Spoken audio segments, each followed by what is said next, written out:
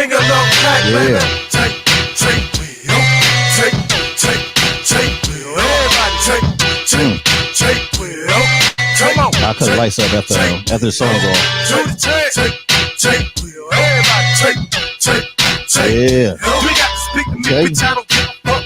If you a jet to the nose and make you say what's up.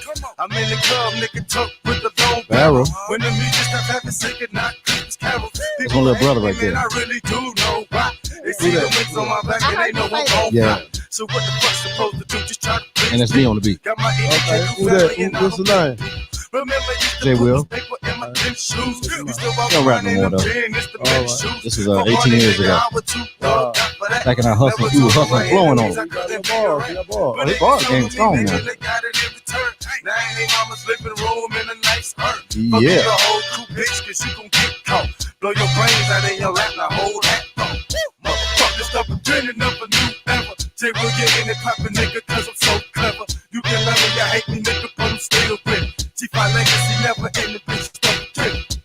This is the beginning of a new era. Jay will get in it poppin', nigga, cause I'm so clever. You can love me, you hate me, nigga, but I'm still with it. G5 legacy never in the bitch, stop pretending. This just for my killers who just straight up murder. Leave you in the sewer dead. That ain't too much for you, is it, Amber? I got the next Nah, Okay, so I'm old hood dude. I'm old hood dude. I'm sorry. Wait a minute. I'm straight out the concrete. Amber Booze. Oh, Amber Pujo. We're gonna get into that then. We getting into that then. That was good.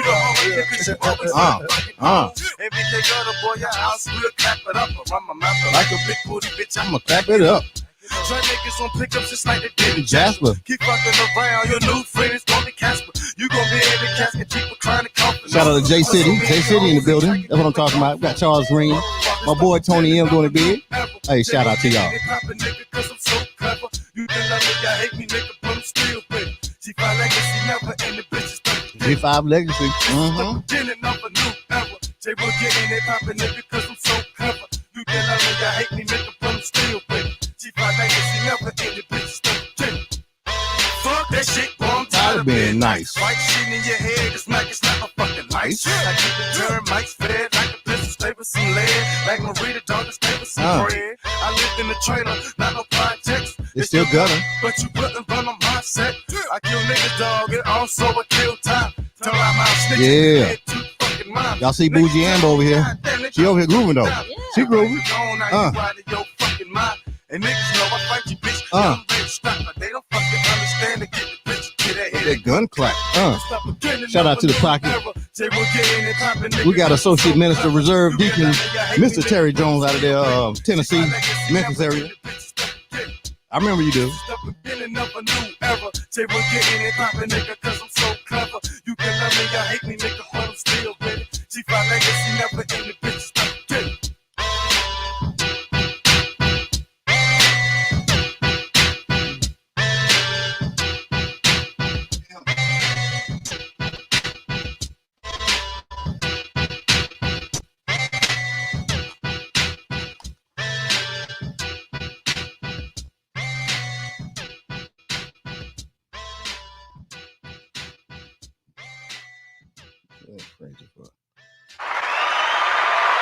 All right.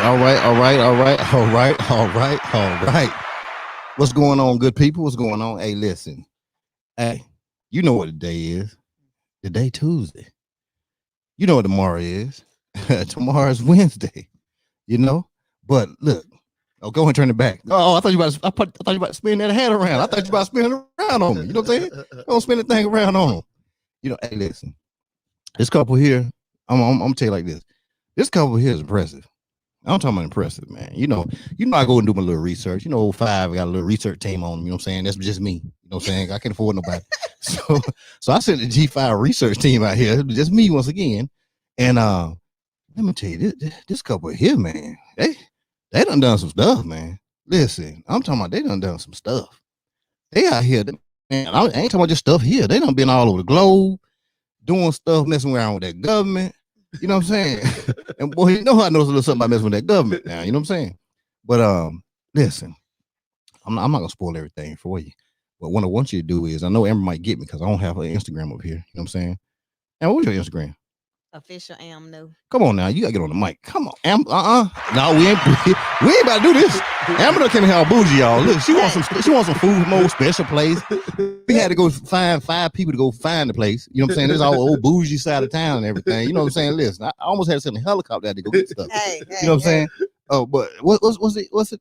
Official. Okay, we gotta get this mic up. Official Am New. Ooh, official Am, like AM. AM. Okay. New, like NEW. Yes. Y'all better go check her out. You know what I'm saying? Check her out right here. You know, I'm gonna put it in the daggone box too. You know what I'm saying? You know, and we got the Marcus over here on my right. We got his stuff up. Don't worry about it. I'm gonna go ahead and I'm gonna make sure her stuff is in here too. I'm gonna type that in to make sure it's right and everything. We got big little Marcus on the side of the building. But check this out, cause you know I gotta bring me in all the right way. They from here. You know what I'm saying? They from the H. You know what I'm saying? They make things happen in the H. They left the H too for a minute now. They left, went and did some things, you know what I'm saying? But they, you know, they could have stayed gone, but they decided to bring it back home. And not just come home, I mean, I'm talking about we got people right here, CEOs and stuff. We got foundations and, you know, listen, man, I ain't never met nobody CEO of daggone board club and stuff like that. I used to go to the board club. Shout out to me when I used to be playing pool at the board club. They used to kick me out, though. They used to kick me out, Mark. I'm trying to tell you. I used to get kicked out every day. But I'll be back tomorrow. They kick me out today, but I'll be back tomorrow. Still got your card? Come on, man. I never had the card. I would lose it. You lost. I was that one kid that loses card every day. I don't know why. Listen, Amber, I don't know why I can keep with that daggone card. It was too much for me to handle.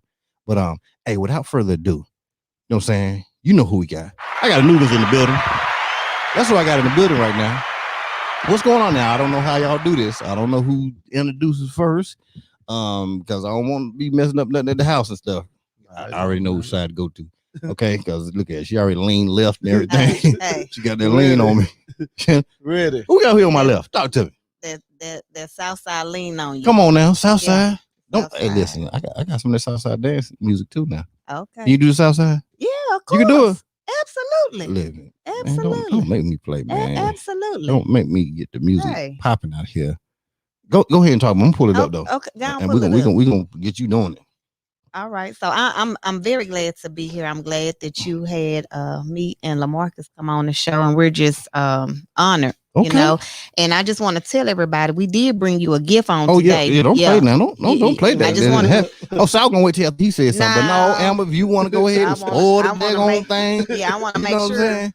Yeah, shout out to her just spoiling everything right now. I had it there. I was gonna do it, but she just came in and just took over Yeah, the I want daggone to show. make sure that people know that we brought you a gift today. Listen, I'm the first guest to ever in 5Cast history to bring me a gift. Hey, that's what you got to do. The first guest ever to bring me a gift. Check me out right here. Yeah. Look now. It says right here, God is calling. You know what I'm saying? You know, it's the iPhone basically. You know what I'm saying in the front. And what did I say as soon as y'all gave me the shirt? That you was gonna answer, hit that green button. I said I'm hit the green button. You know what I'm saying? Cause I don't hit the green button already. You know what I'm saying? I'm a little crazy. God know how he working with me. Yeah. He know he got some fools out here. Yeah. Because he got to keep the fools out of them streets. Yes, that I can go out there and talk to them people. You know what I'm saying? Absolutely. Because everybody walking straight up and they ain't cool enough to walk out there in the street. Because people can't deal with them. Can't. You know what I'm saying? I know how to deal with them. I get out there. Yeah. So he had to make a fool like me. Yeah. You know what I'm saying? That's what he did. Yeah. Okay, hey, I appreciate this. And it's going to be on the shoulder all night. It's going to be on the shoulder right there. You know what I'm saying? So I definitely appreciate that. Yeah, absolutely. We just want to thank you for having us. It's a part of our Blessings on Blessings Gear clothing line. And it's a Christian urban with an urban feel. You know, it where's it at? blessingsonblessingsgear.com. Y'all hear that? Tell them again, Amber. Blessings on Blessings. Blessings on Blessings. Gear.com. Y'all better go ahead and get some of that right there. If you don't get that gear, you won't get blessed. Won't he do it? You know what I'm saying? Hey, don't worry about it. I'm gonna have it. It'll be streaming. You know what I'm saying? You know, so y'all will see for the rest of the shows. You know what I'm saying? Because I'll take all that stuff and I'll make a stream on the bottom of the screen. All right. So just let y'all know that. Okay, that's what we do. That's what we do out here. This is about the support. But it ain't about just supporting. It's about actually doing something. Everybody be talking about support. They talking about they clap their hand. That was support. Ain't supporting me. You gotta get to do something. Grab the shovel. You got to grab the shovel. You know what I'm saying? Some people don't understand about grabbing the shovel. Grab the shovel. Okay. Boots on the ground. Okay, that's what I'm talking about. Okay. All right. And you, sir? Oh man, Lamarcus Newman, man. You listen, I know, you ain't gotta do that cool talk. It's Lamarcus. Yeah, I'm Lamarcus, and I'm just too cool to talk on this. Yeah. Come on, I'll give that thing, man. Lamarcus Newman, man, straight out of H-Town. Okay. You know, did a couple of things. We'll talk more about it, but definitely, man, it's like I said, like Amber said, just a pleasure to be on here and get an opportunity to talk to you, man. I see you doing a lot of uplifting things. The conversation you had with Mr. Will Turner with the Pocket USA. I watched that, man, and I seen how it was just so organic and just being real, being able to touch individuals and have that type of conversation and get things out of certain individuals. I thought that was uplifting, man, and that caught my eye.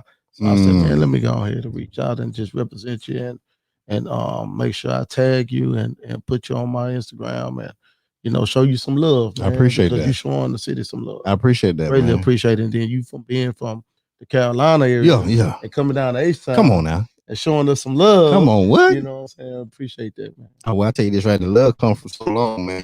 Like I said, we've been in the military and me being stationed at Fort Hood a few times, right? Okay, down to so a lot of my boys, you know what I'm saying, they were H-Town boys. You know what I'm saying? And so back when I first came into the Army, and I was in Korea first, but then I came to Fort Hood.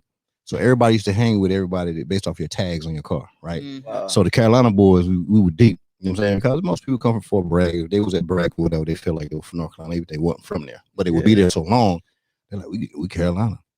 And so, but then, of course, the Texas boys were deep because a lot of boys were in the military. Yeah. In Texas, you know what I'm saying? And so I had 3 partners that were from down here, and I tell you this, early 90s, man, or the mid 90s. Ooh, boy, you come down to Houston, boy. I can't remember one spot we went in, but it was one way in, one way out. Wow. And it might have been up in Lake Holmes. It might have been up that way. I don't know where it was. It was one of the wards or whatever. But they were cool. I mean, they were straight. Yeah. It was. I felt it. You know what I'm saying? Like I'm from that area, so that type of place. So to me, it wasn't really an issue, but it was an issue because like you weren't from there, like you had to have a cosigner. Yeah. To come through there. Correct. You had to have a cosigner. Gotta have a passport. Your passport. Passport. You know, and it was like they telling me, AG, don't come down here by yourself, man.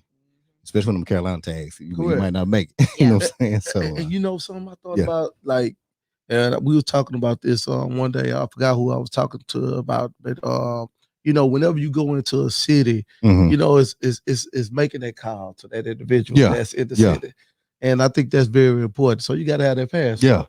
Yeah, hey, listen, I know about them damn passports. You know what I'm saying? Gotta shout out because because one just you wind up going, especially in the military, you wind up going to a lot of cities. You know what I'm saying? A lot of bases. So, but the fact that you meet cool people from everywhere, right? And so we will all take each other home. Yeah. You know what I'm saying? So we were like, yo, come on, man, you going to Carolina? We're going to Charlotte. Come on, let's go. Yeah. Oh man, I want to go. So then you show them, and then you you give them love with your people. Like, oh man, come on, we're going to St. Louis. Right. And they do the people in St. Louis. Then you go to LA. Then, you know what I'm saying? But LA a little funny now. You can't just be all just LA. You had to know about 20 people in LA. Yeah. You got to check in with the right pro. Yeah, I'm like, man, y'all stuff too confused. I ain't coming back. Yeah, you know what I'm saying? I'm gonna tell you a funny story about LA. Is me and Lamarcus went to LA, and he's an alpha, and his frat brother is Hill Harper, and so we went down, and Hill put us on a list to go to this little club, and we had just landed, so we were jet lagged. We coming from overseas. Yeah, man. We were coming from overseas, and so we got in the taxi.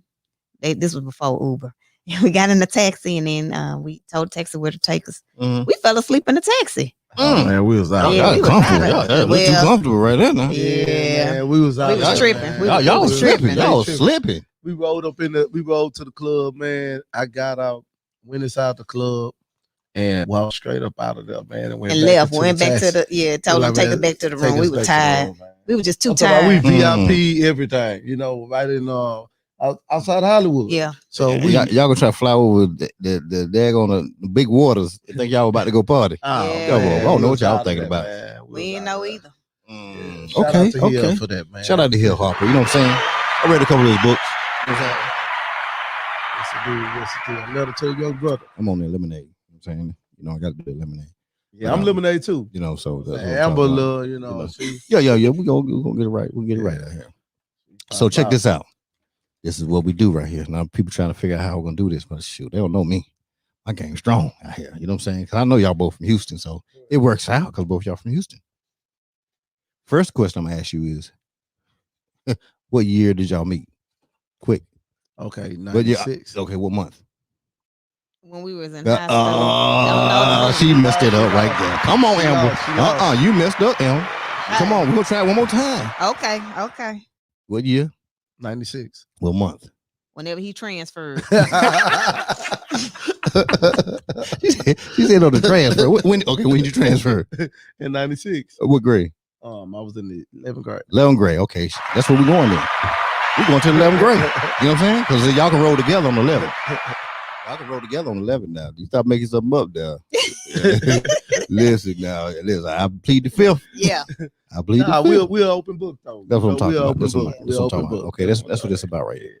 All right, so now because we won't have to go this way, I have to kind of go because one, we kind of get that foundation of people can understand what's going on here. You know what I'm saying? Because your story, I'm promise you, it's gonna help some people. Yeah, your story is gonna help some people. Appreciate it. All right, so he transferred over. Yeah. You know what I'm saying? Where'd he come from?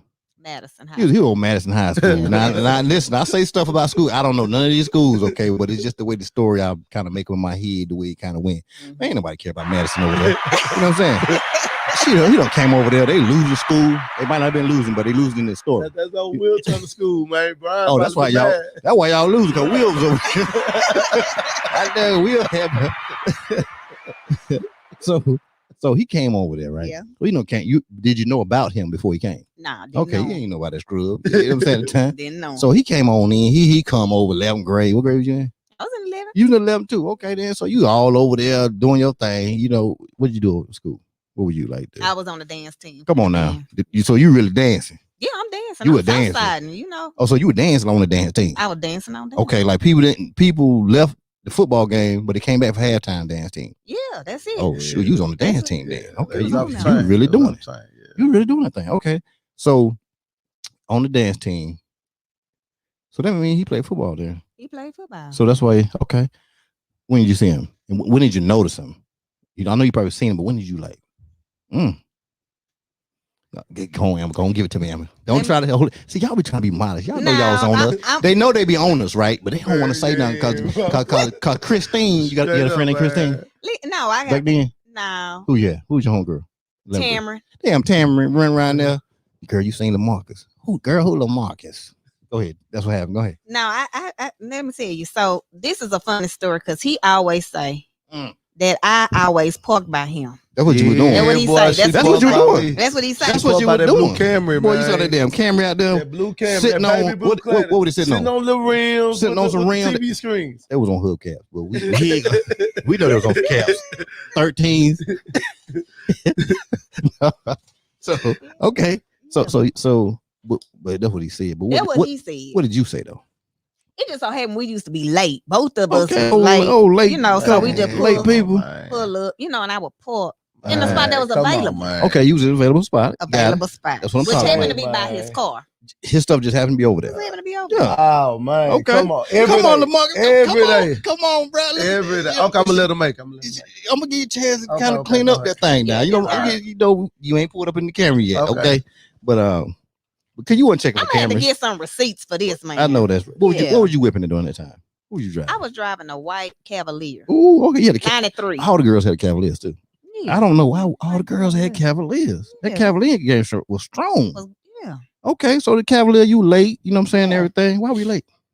I stayed on the southwest side. Okay. I went to school in Sunnyside, so it's a distance. Distance. You couldn't leave a little early though. Yeah, I could. But so why were you late? I needed to get breakfast too though. Shout out to her telling the truth right now. She telling the truth because she gonna stop by to get a number 2 at Burger King. That's exactly. Every time she will go to school and knew she gonna be late. Yeah. What was your girlfriend name again? Tamara. Damn, Tamara was right there in the passenger seat. Now I would bring hers to school. Oh, she would open the door.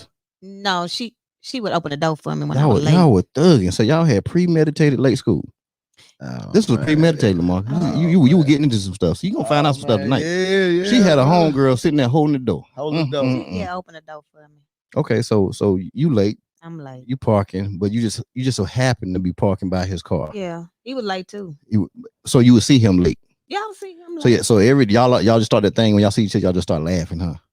You late again? I don't know that I would laugh. I just seen them and parked and just gone. Okay. So when did you look at him like? We didn't look. I didn't look at him like that till I was in college. Okay. We still he was just my homeboy. He was cool. He was cool. He was reading the palm at that time. That's what he was doing. Well, you know what it was is LaMarcus was the person you call to find out somebody's number.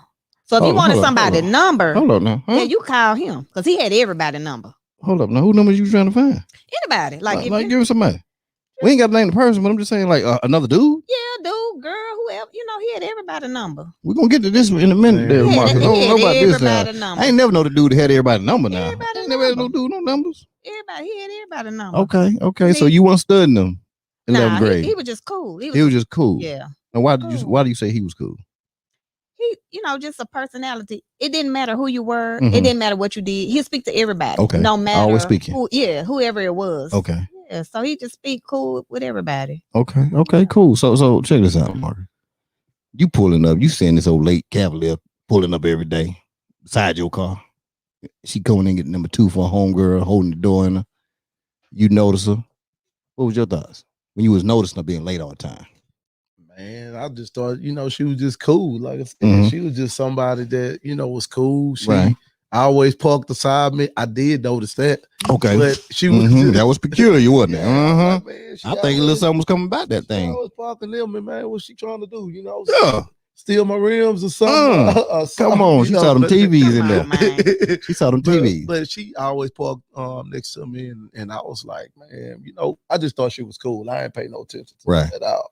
So that was pretty much it. Like, and I pretty much did the same thing. I had to drive from Howard Clark to Sunnyside. So I'd stop at the Burger King or McDonald's. Right. Well, why y'all have to drive so far? Didn't they have a school right by y'all? Yeah, I had Madison, and I think what you had Lee. Yeah, but so neither one of y'all going to the right school. Well, no, it's in a magnet program. Yeah. Oh, y'all gifted over smart. So shout out to them being smart. See, we didn't have stuff like that. You just in class. I'm gonna say this. I was smart, but I didn't apply myself at the time when I was in school. Okay. So 11th grade, but you say play a little football in 11th grade? Yeah, I play football and ran track. What you doing in the football team, man? 11th grade now. Which one we transfer? But you could play the same year you transfer? Yeah. They just do that. I was blessed, man. I was blessed because I was in the program. Oh, because got it. So they didn't trip like that. Okay, correct. Okay, got it. So I was in hotel motel management. Okay. Yeah. Okay, go customer service piece right there. Correct. Ain't no wrong with customer service. Yeah, learn how to greet people, smile at people. Hey, how you doing today? You know what I'm saying? Hey, I appreciate you. You know what I'm saying? Hey, could I get something for you? Yo, don't play with me, Am. Don't play with me. It was a hookup game. Come on now. Working in the hotel. Don't play. I got a little history on that too now. Don't play like I ain't got no history with that now. I know about the hotel game a little bit. Yeah, buddy. You know what I'm saying? Yeah. So you notice her, she was just running around there parking next to you and stuff like that. And she was cool. She was okay. Yeah, she was cool. Who's your girlfriend in 11th grade? Man, I had a girlfriend in 11th grade. Who was you? What was the girl name? Shout out to her. I didn't get her a shout out, man. Listen, man, I ain't starting no trouble. Y'all married. It don't matter. It don't even matter, man. Come on, shout out to that girl right now. We ain't gonna call her name then. I'm seeing the looks going over here. No. Who's your boyfriend back then? I was dating. 11th grade. It depends on what Yeah, your 11th grade was that strong? You had a 2-3 piece in 11th grade? I'm going back to Amber. Yeah, shout out to Nene. Damn, Nene. Yeah, Nene, listen, girl. I'm gonna tell you right now. This song is to you. Nah, she doing her thing. She coaching track. That's what I'm talking about. She coaching track. Yeah. Listen, she went on and moved on. Yeah. This is 11th grade, y'all. We ain't nobody tripping about no 11th grade. No. Who's your boyfriend in 11th? This guy named Terry. Oh, Terry. What Terry doing? You don't need to know either. Okay. Well, shout out. She don't need to know what Terry doing. You know what I'm saying? Shout out to Nene. Nene run the track, man. Ladora Durham. Yeah, Ladora Durham. She coached the track, man. Yeah, Ladora Durham. That was my boo. You know what I'm saying? See, we all out there right now. You know what I'm saying? Yeah, ain't nothing wrong with that. I don't know where she at right now, but hey, shout out to her. I don't know what she doing. You know what I'm saying? She probably didn't make it. Oh, man. She ain't got me. That's what I'm talking about. She ain't make it because she ain't got me. Yeah. Okay. All right. So we're going to go on 12th grade then because y'all 11th grade. Well, y'all wasn't doing that 11th. So 12th grade, So you said 12th grade. You still y'all not nothing. No. 12th grade, graduating. Where you going? I went to Dillard University in New Orleans. Ooh, you all fancy. You fancy. You want to Dillard? Oh, she all smart person. Oh, I forgot she is in the magnet school, y'all. Dillard. Okay, so 12th grade, you went to Dillard. What you do? Man, I went to Lackawanna Junior College. Okay. Go to JC. Go. Okay. Go ahead now. Goddamn. Shout out to JC. Y'all gonna flip on these damn JC. Yeah. Oh man. Shit, y'all gonna flip. Hey, you got to play ball when you go to JC. Yeah, buddy. Everybody trying to make it to the next level. Play You know what I'm ball saying? with people that been convicted and everything. Come on, man. Yeah. Shout out to Lackawanna, man, up there in Scranton, Pennsylvania. Shout out to Amber just gonna throw the people being convicted in the story. She couldn't just say somebody came out of high school. She said people you playing convicted. football with grown men, man. Come on, man. But they need second you chance gotta too. be good. But they need second chance too. Absolutely. But no, you really have to step your game up. That's what I'm saying. Okay. You're not playing against people that just graduated from high school. Right. You're playing against grown Big men. beards and stuff. Yeah. Cause they have, these kids got beards now. In 10th grade, you do that wasn't happening. Nah. You had a beard. You had to do You had to shade. two charges or something. You had a beard. You know what I'm saying? I was up there in Pennsylvania, so we had kids from New York. Those were eating too. Yeah, Jersey, Virginia, Carolina. Yeah, I know a bunch of them old crooks down there in Carolina, boy. Nobody get to Division 1. Everybody was JC. You know what I'm saying? For real? Yeah, I'm telling you for real. Yeah. I'm trying to tell you, that's like second chance you, baby. I see why they come with that show. Shout out to Kings Dominion, man. Hey, Kings Dominion, don't play with that Kings Dominion right there. Yeah, man. Busch Garden, we do it big out there. Don't act like don't try to play me like I ain't East Coast, baby. You know what I'm saying? Listen, I'm Texas all the way now, okay? You know, but no, that's what we do. So you was out there in Louisiana doing your thing, just eating crawfish and everything, because I know that's what they do. Well, I spent a lot of time on Bourbon and Canal. Oh, Lord have mercy. It just took me 5 years to get out of Dillard. Listen, ain't nothing wrong with old 5-year, 4-year paper. Yeah. You know what I'm saying? Ain't nothing wrong with that. Yeah. Because we have fun. You know what I'm saying? People have fun. I wonder what our parents thought about our transfer. Ooh. Hey, talking to the mic for I wonder what because he going hard on this right here. He going hard. Ooh, I ain't know we're gonna go like this. Marco, hey, what did your parents say about that? Shoot, I was about to have to come home if Come I on didn't now. fill my grade. Mom and dad still around? Yeah, both of them still What's her alive. name? Mike and Sandra. Yeah, that Mike and Sandra. Listen, she did nothing with y'all money. She messed y'all money up 5 years. I would have brought her back home. Yeah. You know what I'm saying? Yeah. but you didn't. So you was in Pennsylvania for a while. So we know you was out for 5 years. You say you met You gonna college? tell them how many years? Oh, we about to. Oh, What it took? come on. Okay, so you was up there. So you was up there, JC.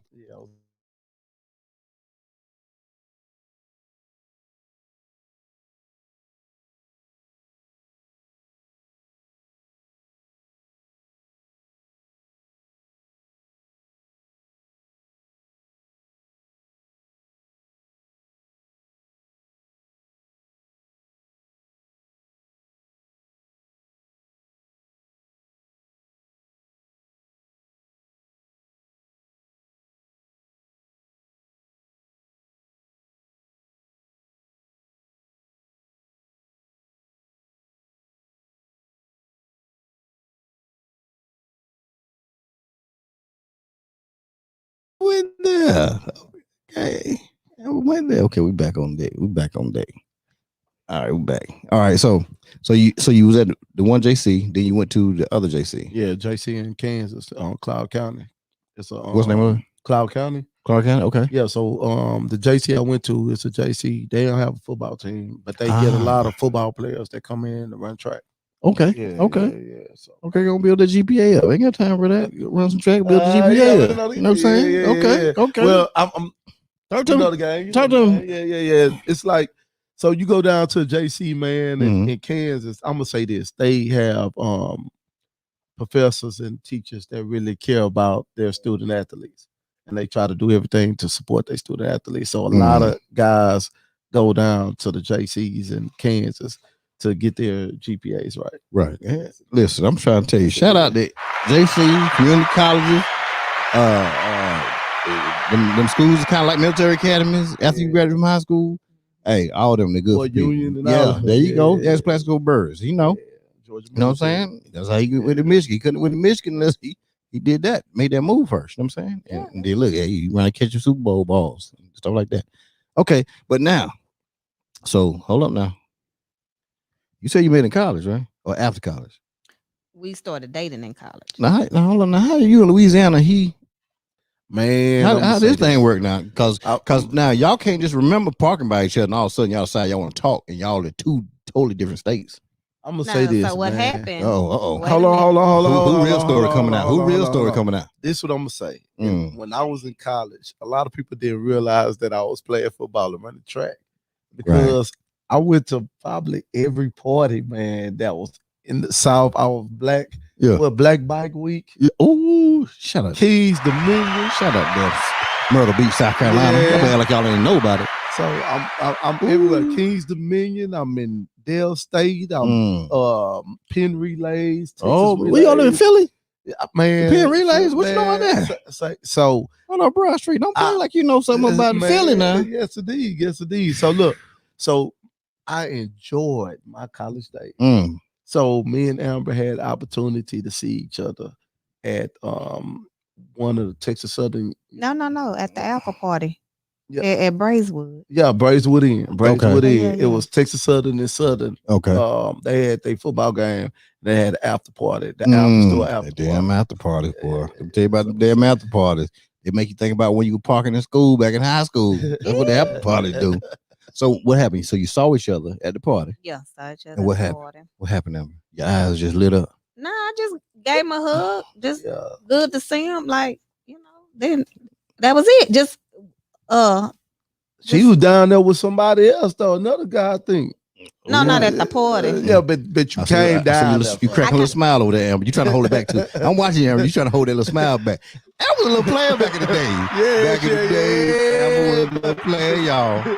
Amber was a player, y'all. You know what I'm saying? She was a player back in the day. Amber, y'all, that was a long time ago. You know what I'm saying? It ain't no big deal. We listen, we grew up. Yeah. But you was a player. Go ahead. Cause he told on you. I would have never known you down there with another dude.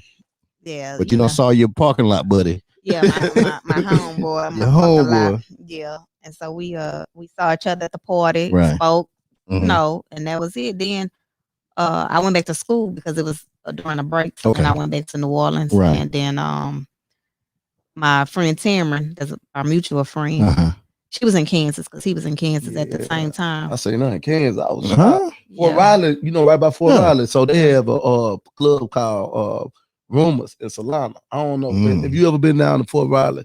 They have a club outside of Fort Riley. A lot of soldiers go there. Called Rumors. So I go up and I'm in the club one time, dancing, getting down, and then all of a sudden I say, man, that girl look familiar, but I don't know how she gonna be down here in Kansas. Right. One of somebody I went to school with, you know. So I walked up to her, come to find out my homegirl, man, from high school.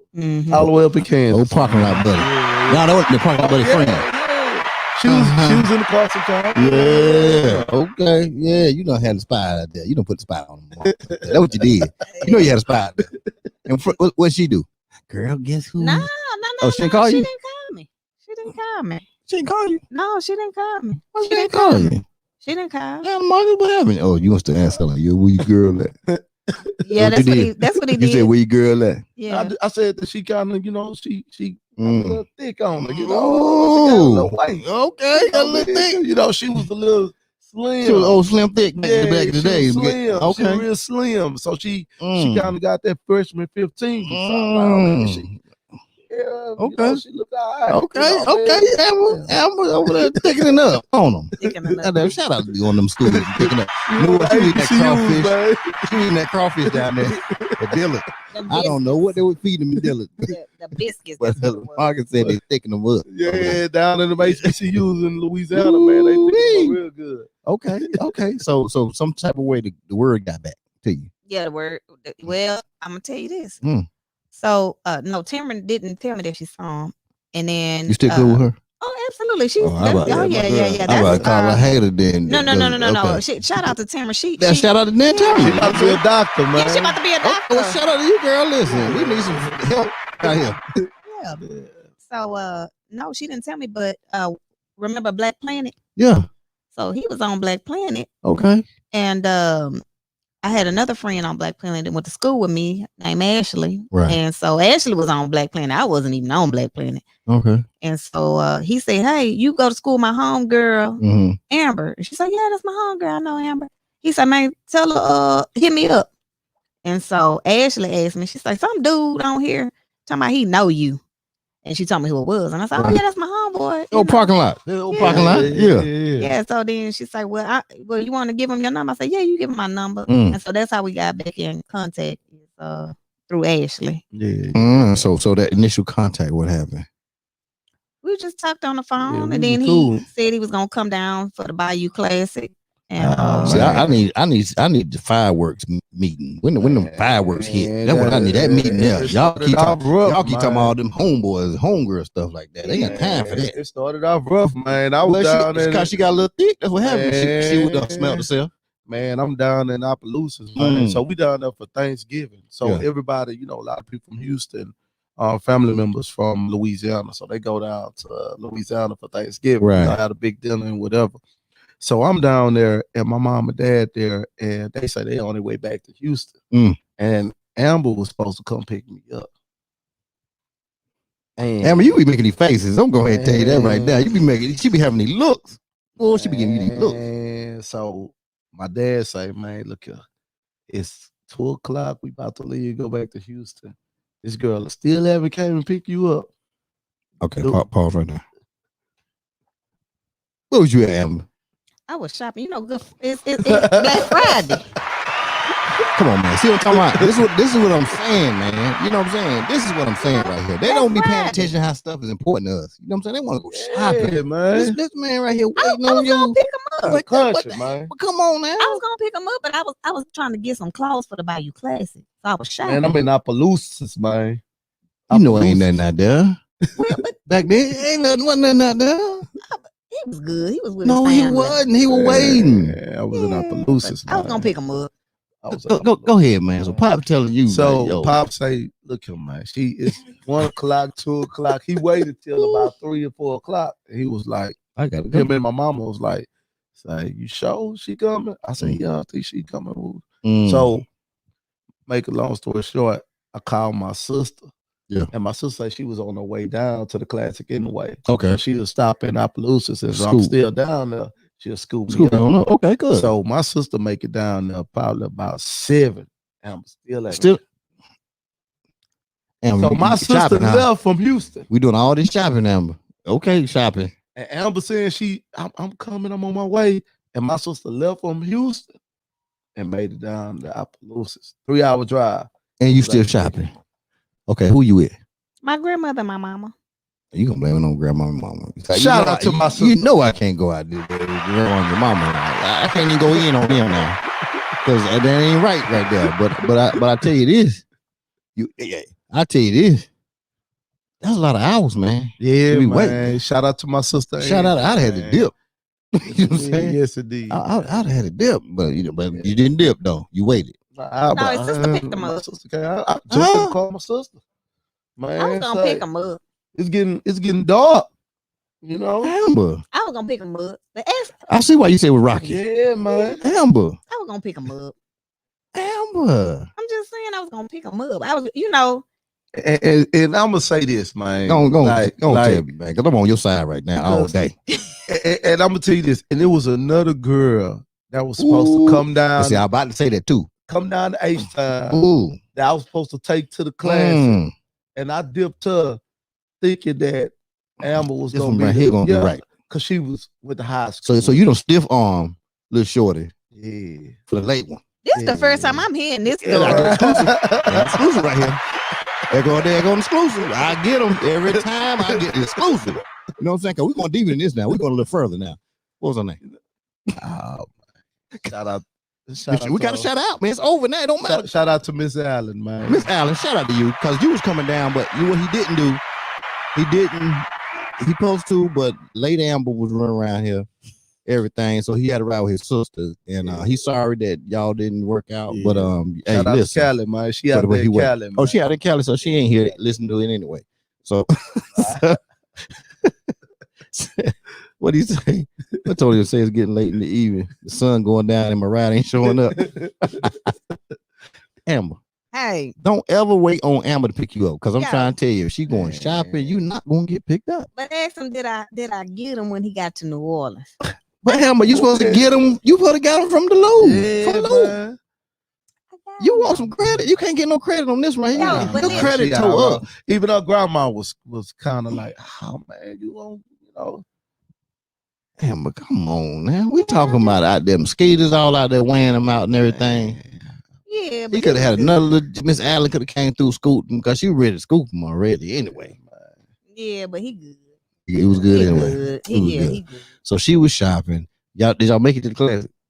Yeah, well, I picked him up in New Orleans on Canal Street. Yeah, yeah. So I ended up, me and my sister ended up down in New Orleans. We Right. checked in the hotel or whatever. You know, everything was good, man. So Amber called probably about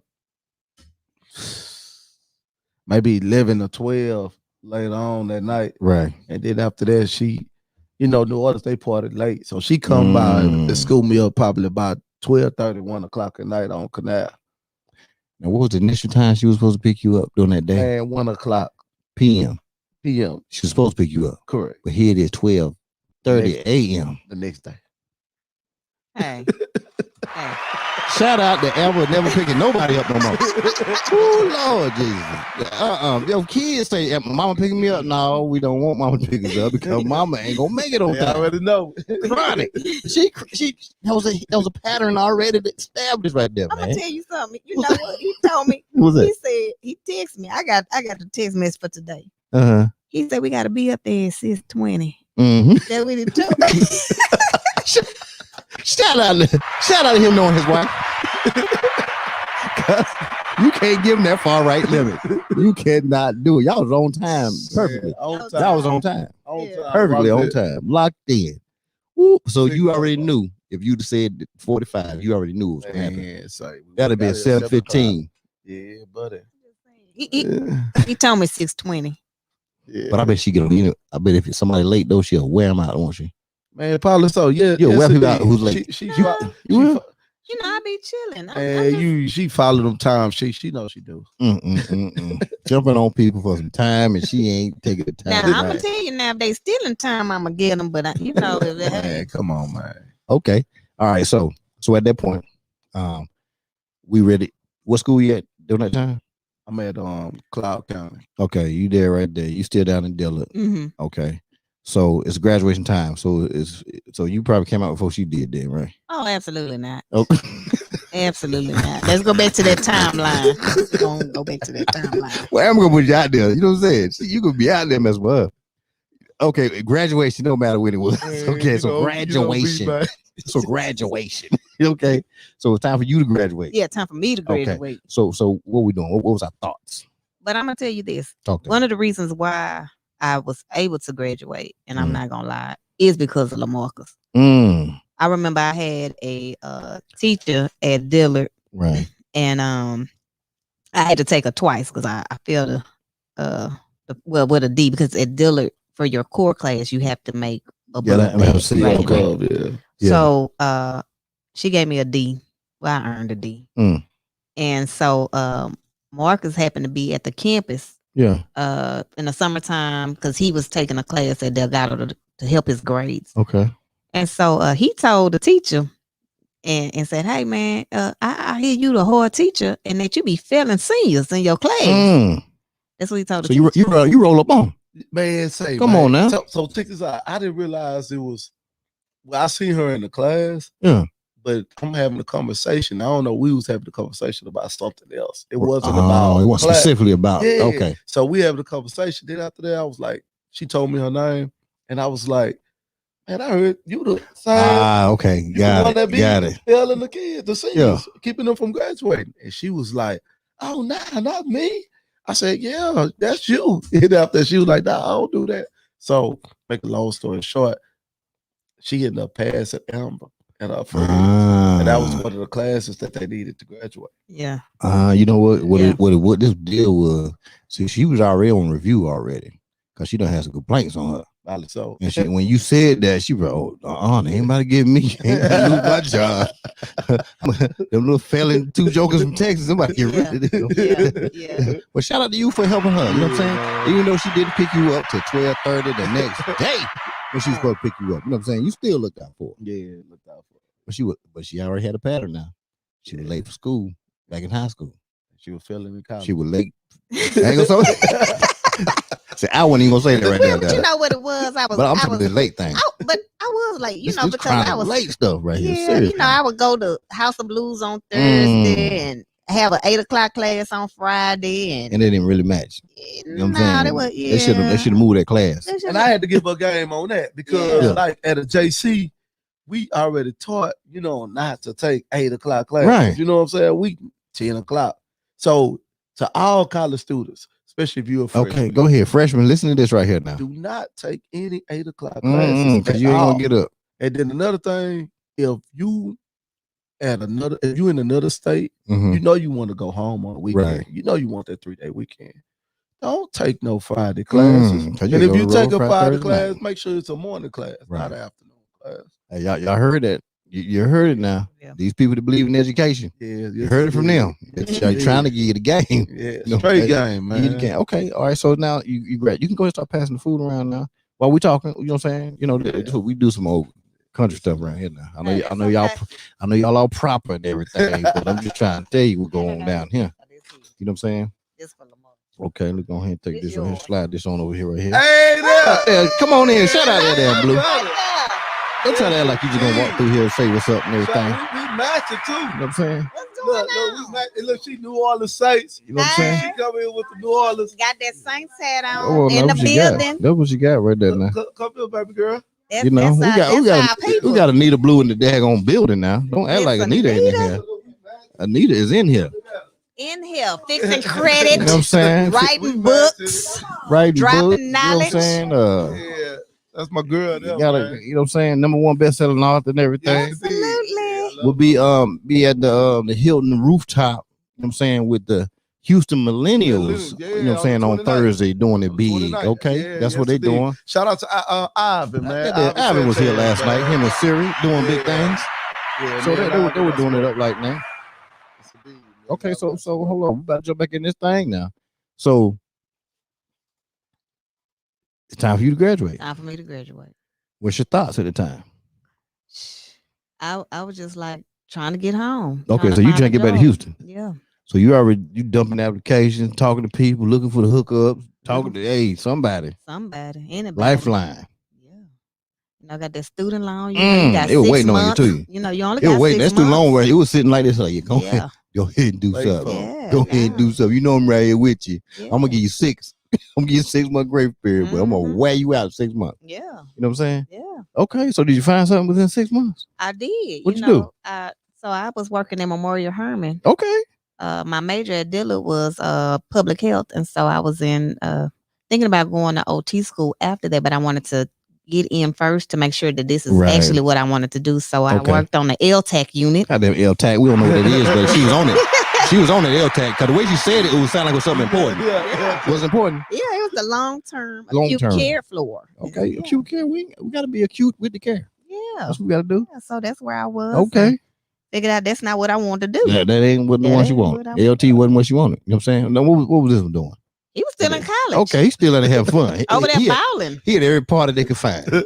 Every party. Every party that was on, off, close to and by campus. Not even close to the campus. He was at Prairie View. Probably at Kansas State at Prairie View. Hold on, man. Kansas, Prairie View's a long way. Yeah, man. Come on, man. Man, I enjoyed my college time, man. I went through it. Oklahoma. Oh, everywhere. Wherever it was a big time party. You was in it. You was in it. Okay. I'm sure all this is gonna come back to help everything at the end. All this party and the networking. Yeah, networking. That's all it was. Shout out. That's what it was. It was networking. It all worked out at the end of the day. You know what I'm saying? It might have been a couple police departments involved with their things, but other than that, you know what I'm saying? It was all good. You got to know the police and the authorities everywhere, right? You got to learn them. You got to learn the mayor and all that. You get to learn the mayor, the judges. You know what I'm saying? That's how it works. Trust me. That's what the judges know all the people that was at all the parties. Absolutely. They do. They do. That's how it works. Yeah. Because they be partying underneath the ground. I know how they party. Shout out to all the judges and lawyers around here. I know what y'all be doing. Don't try to act like y'all don't be. It's a group of y'all too. It's about 11, 12 of y'all. It's a group of y'all. I know where y'all be. All y'all know each other. Yeah. Yeah. Okay, then. So he's still doing it. So okay, now we're gonna go ahead and get him out of school. Let's get him out of school real quick, right? Yeah. So it's time for you to graduate. Yes, it did. Okay, the college days must go. Yes, Okay. it did. Yes, it did. They must go. So now they leaving. Yes, indeed. Yes, so what's going on? So you graduating? Man, what we doing? I graduated in December, man. And, Okay. I was blessed, man. I had a awesome mentor, Dal Green, who played. Hold on now, the fast dude. Yeah. 21, quick. He played for the Redskins one time. Yeah, Right. 21 years. Yeah, don't act like I don't know who Derek Green. I don't even know football players, but I do him because he could run fast. Yeah. Okay, He fast, man. So man at 40. Yeah. So me and Mr. Green, we connected at one of the Super Bowl parties because. Hold on, what you doing at the damn Super Bowl party, man? Oh man, we. Yeah, you doing at the damn Super Bowl party? Amber mom used to work. Still do some work with Warren Moon, but she was Warren Moon assistant for years. Okay. And so Amber, this was used in college. Yeah. Okay. Well, no, my mom was ever since we moved to Houston. No, I'm talking about this time period you talking about. Oh yeah, correct. Okay. So whenever they had a Super Bowl, man, we was there because Amber used to always work the NFL youth. So we'll go to all the NFL parties and be down there. We know if it's a party, we know who was there. Yeah. Goddamn shout out to Taylor Marcus. We did all the damn parties now. Listen, so you ain't got to name a party no more because we know you was at all of them. Yes, indeed. Shoot. He don't big with you at the party, man. Yo, but I'm looking at what Tony said. He ain't lying either, man. And then Tony him be on you, baby. He ain't lying. MySpace didn't have a chance because he was on it. For real, man. I was MySpace king. Yeah. But man, I connected with Mr. Green at one of the Super Bowl parties, man, and then knew his family, man. Actually took care of one of his family members, man. Okay. And then Mr. Green, he took me in, man. You know the utensils? I'll tell you more. Hey, you do a favor. I apologize for this. Could you look in the account right beside the refrigerator? You'll see it in that drawer. Oh, it's all good. What happened? No, you good. You good. Yeah. So yeah, go ahead. Mr. Green, man, he took me in, man. And he became my mentor, man. And we I used to work out with Mr. Green, man. Live with him, man. Stay with him, man. And we used to, man, Mr. Green, like that was like one of the hardest persons, man. People that I ever trained with, man. Like I knew by working out with him, I knew what it took to go pro, man. It's the plasticware. Yeah, right in the drawer, right beside the refrigerator. Yeah, so I'm with Mr. Green, man, and working out with him. And shoot, next thing you know, man, we was working out at this place called Velocity Sports in Sugarland. Okay. With a lot of potential first round draft picks. Oh. Yeah, I'm at Texas A&M Kingsville at the time, so I'm no name, at the time. But I'm working out with these big dogs, and I started to catch the eye of a lot of pro scouts and stuff like that. So we had our pro day at University of Houston, and by me being at University of Houston, man, it was they had like the number one potential. Well, he was the top corner coming out. Shout out to Stanford Route. So man, Stanford. Yeah, Stanford Route. Okay, yeah, man. So they pulled.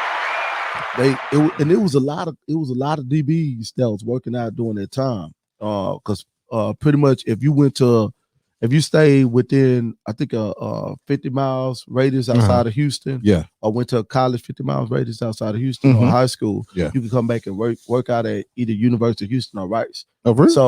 So I'm and a lot of people don't know this too, and all college athletes do need to know this, that if you went to a high school within 50 miles radius of that big time school on a pro day, you can go work out at that school. Oh, really? So if you coming out of say for instance you go to a college and it's a D2, a D2 or a D3, and you USC, and you from that area, Compton or whatever, you can work out. You can do your pro day at USC, or you can do your pro day at University of North Carolina if you went to a high school 50 miles radius of that college.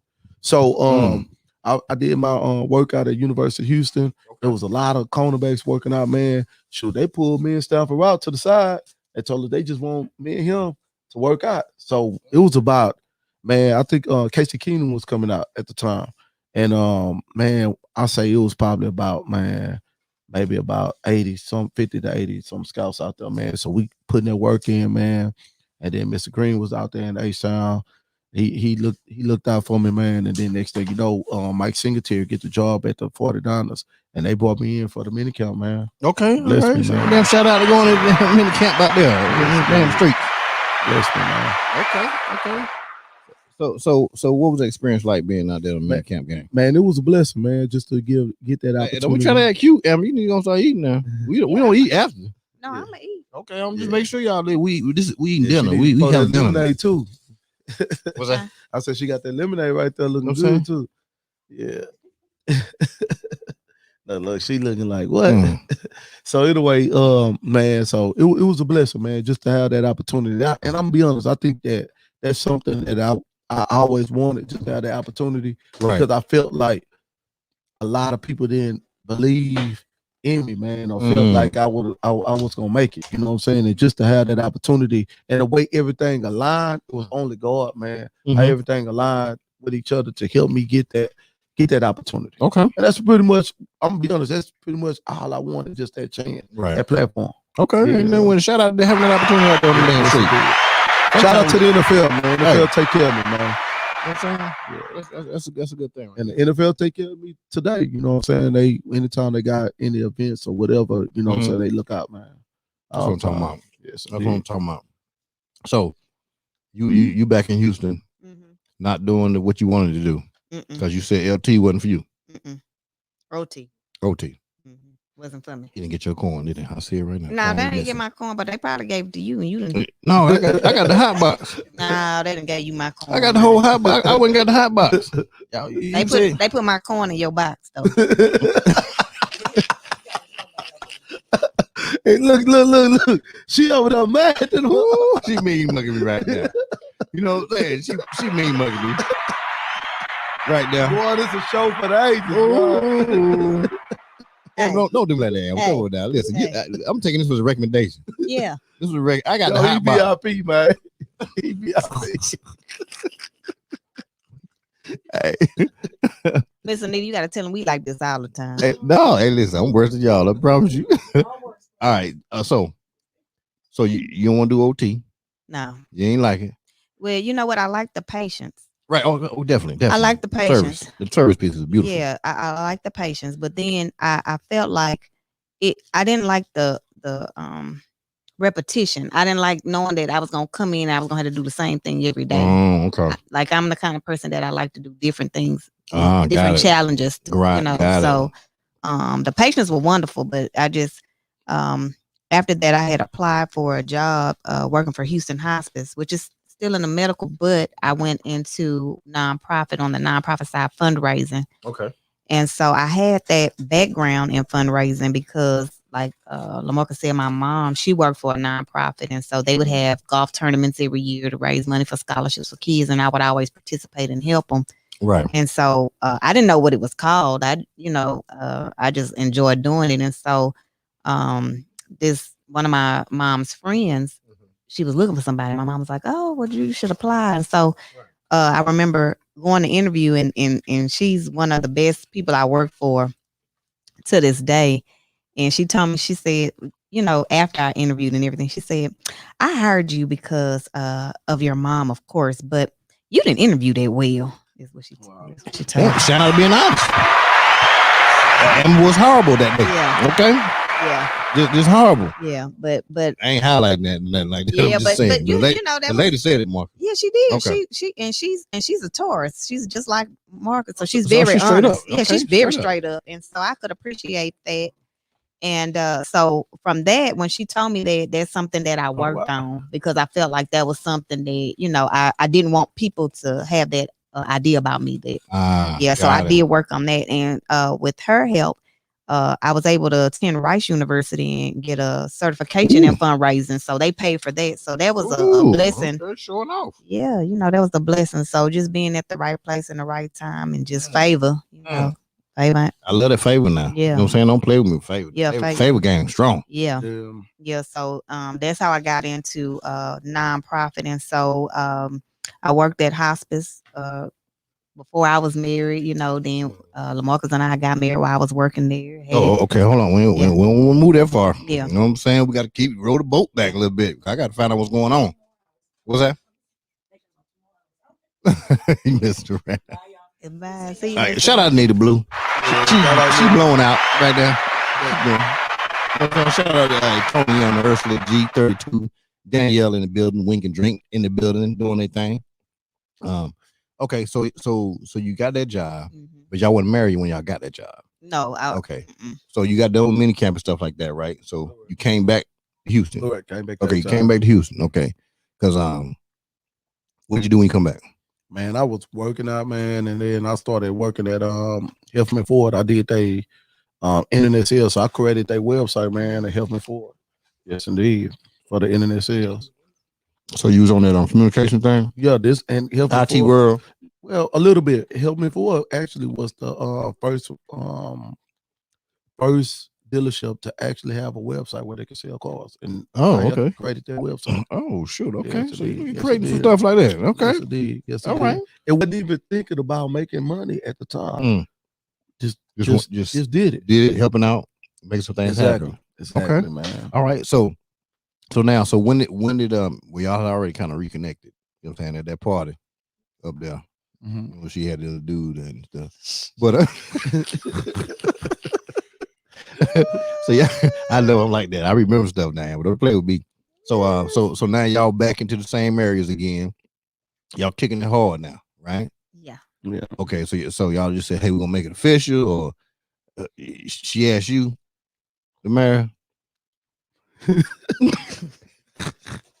Hey, you ain't denying that right now. You ain't denying that right now, boy. Come on now. Man, she told me, man, we getting married, man.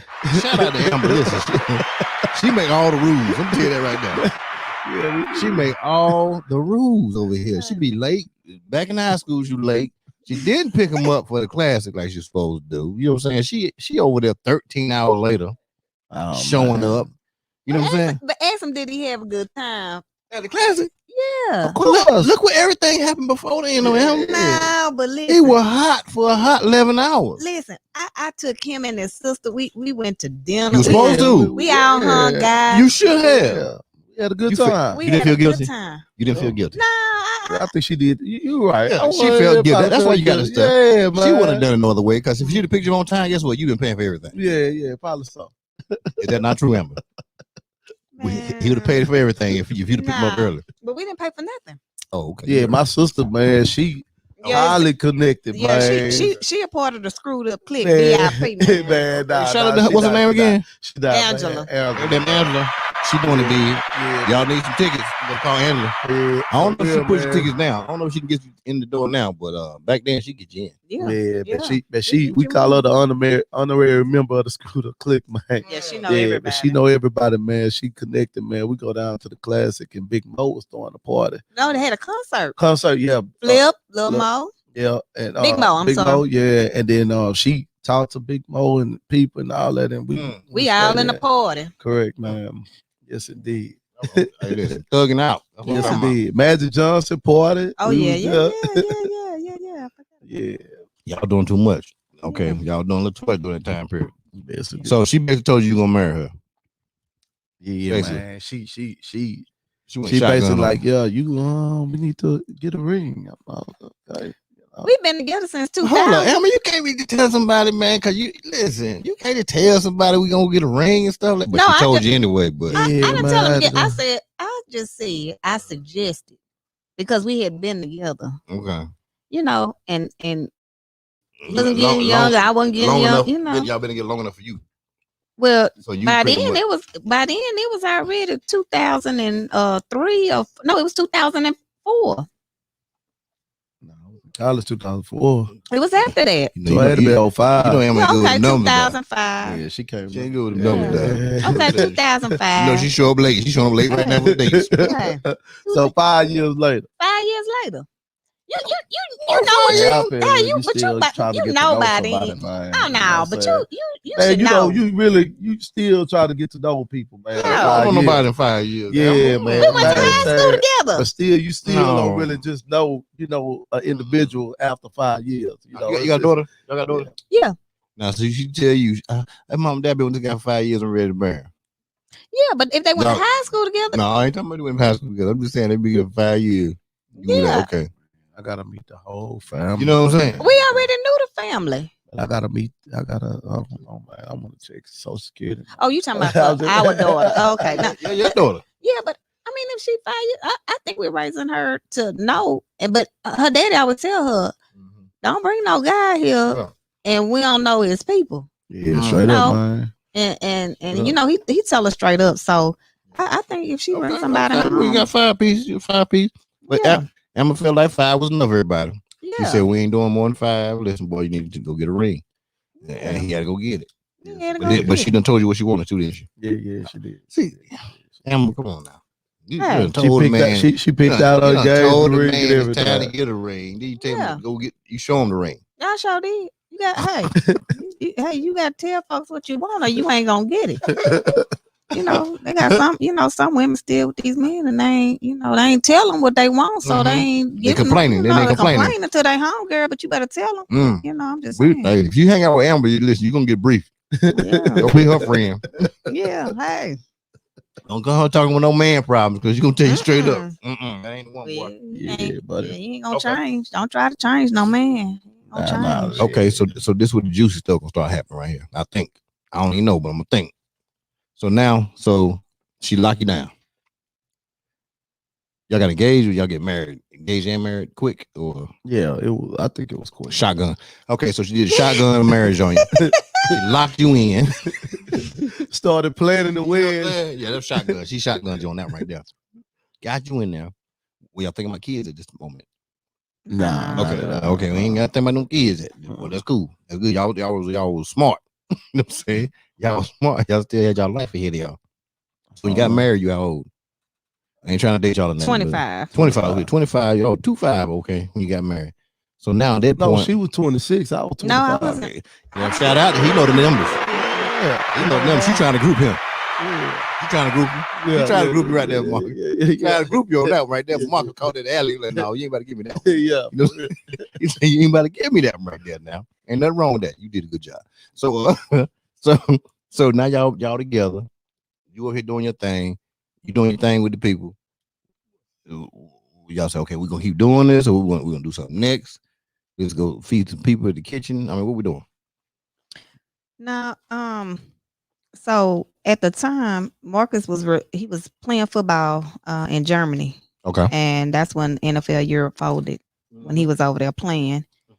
And so he, said, man, look, I got to do something different. So he hit up one of his frat brothers and told him, and at the time he was a general in the military, and he hit him up and was like, yo, the NFL folded, man. I just been playing football. I got to do something. And so the guy told him to send him his resume, and he did.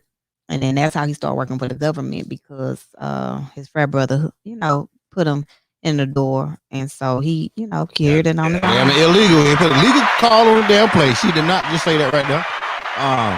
Let me tell you how it happened. It didn't happen that way.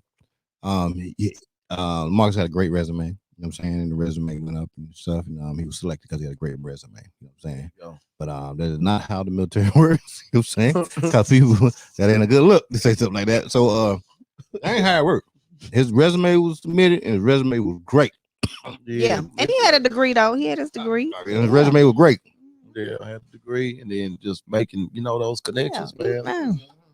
Yeah, but it goes back to that partying and networking. Yeah. Good networking. You know what I'm saying? His networking game was strong. Because I know he was at every party in Lon Stool. He was in K-Town. I know you was running all over. That's why he laughing like that. He was all over Germany. Yeah. France. Yeah. Germany was Italy. Nice, Germany nice, man. I know. So I ain't saying that. We ain't gonna go there because we ain't causing no problem now. Yeah. Germany boy. Yeah, but so I got You went over there? Yeah. Woo! I went, yeah. Yeah, Germany nice. Yeah, Germany nice. They love man. black people. Yeah. I know. Woo! I know that. Yeah, they do. Woo!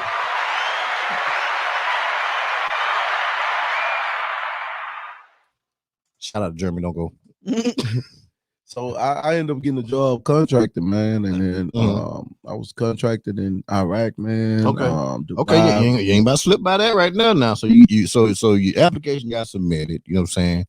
You got a job. You contracting. What company we working for? KBR at the time. Hey, shout out to KBR. Every time you overseas, the KBR they doing something. Yeah, They gonna show up. You know what I'm saying? They be having some sorry people with them sometimes, but they show up. Though. You know what I'm saying? I hate them KBR people. Some of them, not all of them. Some of them I hate.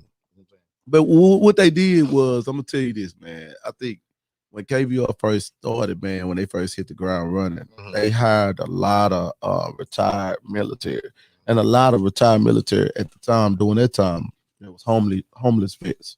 So they gave a lot of homeless vets an opportunity to work overseas. And as you know, a lot of people didn't want to go over there. So if you were a homeless vet and you was a retired E8 or a retired E7, you got bumped up into a supervisor position. So, and you know, you ain't. Don't talking to the mic. don't mumble that. Talking to the mic. So you had a lot of individuals that didn't really have that experience, you know, like that. But they was retired E8s and E7s. They look good on paper. They were lazy. They were lazy. They looked good on you know paper. Man, I'm telling you, they were lazy. Listen, I'm a retired E9, so I know they was lazy. Shout out to them. Yeah, man, sorry, make doing that thing. Don't play with me. Leave me alone out here. My shrimp over here. Okay. You know what I'm saying? What we do. Okay. But they lazy though. I'm telling you right now.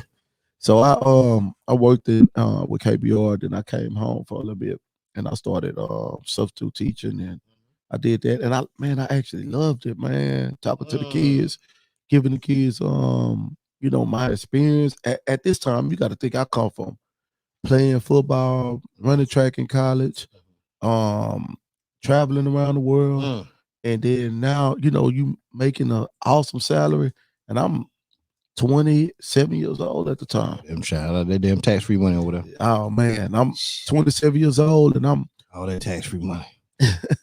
Yeah. So and I'm talking to these students, man, and they like, and I'm only like 7 years older than them, and they looking at me like, man, this guy here so cool. He nice shoes. He, you know what I mean, and you know how the kids is, man. So it was a blessing, man, and I enjoyed it. I was in Fort Bend ISD, and then I went on and took a coaching job over there at Hightower High School, and coaching the freshmen, me and the coach that I had Coach McGinnis, because all the coaches left. And man, we held it down, man. Hightower just went to the state championship the year before. We held it down, man, and then it was a blessing. So I went back overseas, man. I got a GS13 job. Shout out to them 13. You put that 13 on them. I know them numbers. Yes, indeed. What step? Step what? Oh man, GS13. That was a step 3. Ooh, yeah. Dollars out there. Look at all nasty. You been a little nasty out there. And I speak. I speak Arabic. So come on now. Yeah, you put that Arabic on. Oh man, Assalamu alaikum, Kaifa halik, alhamdulillah. That's right. Come here. I was saying my interpreter. Come here.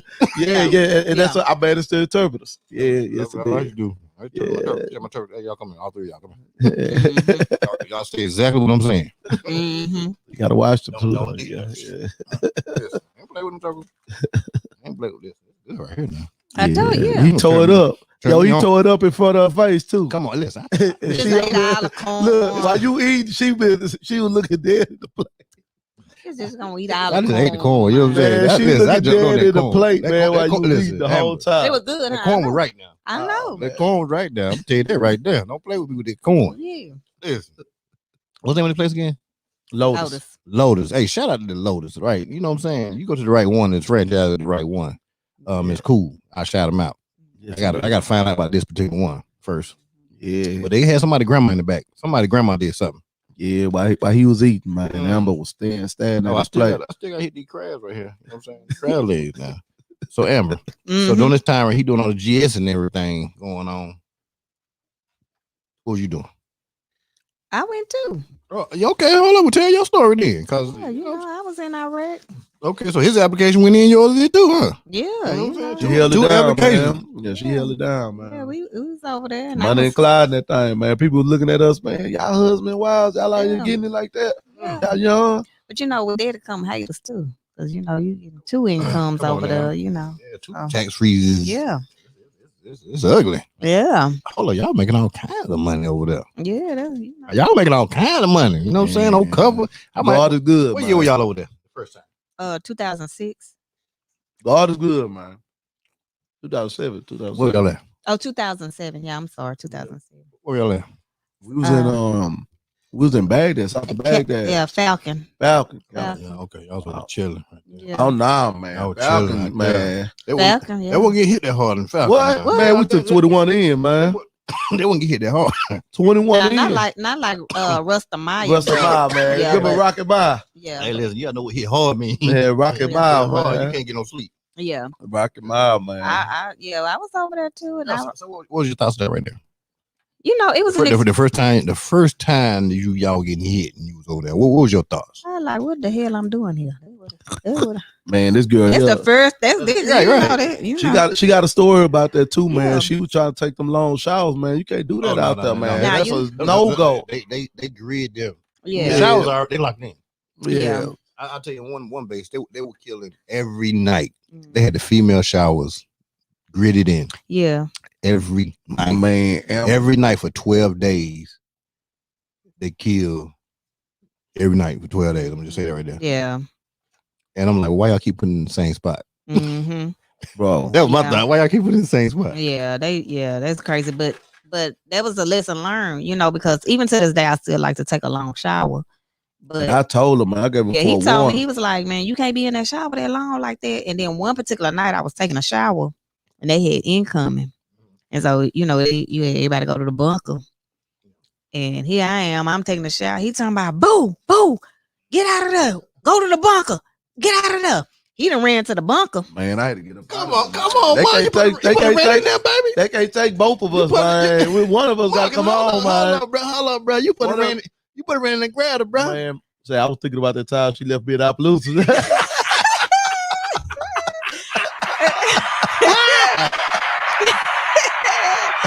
Yeah.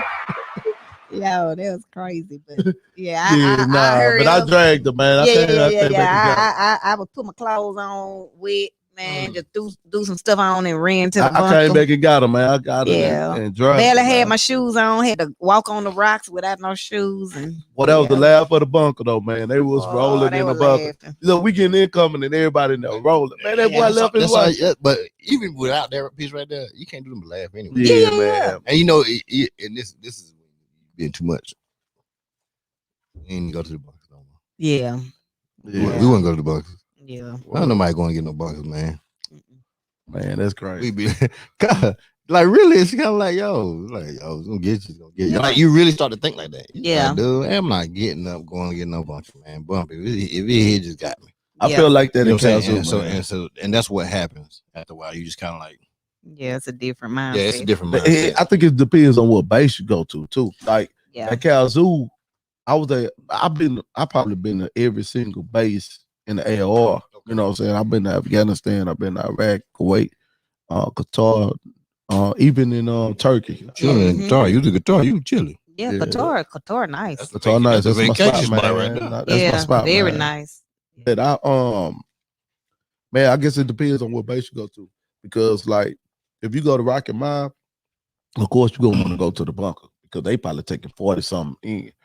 But if you had like Baghdad, I'm talking the one you taking hit all the time because you would constantly run to the bunker. Yeah, you know what I'm saying? Like true. you get hit so hard, Yeah. you're and then if you're on the airfield, that's a helicopter dude. Oh, you know what I'm saying? They like how that feel up. All right. Yeah. You know what I'm saying? So like you're not running from the helicopter to go run to No. They just gotta hit it.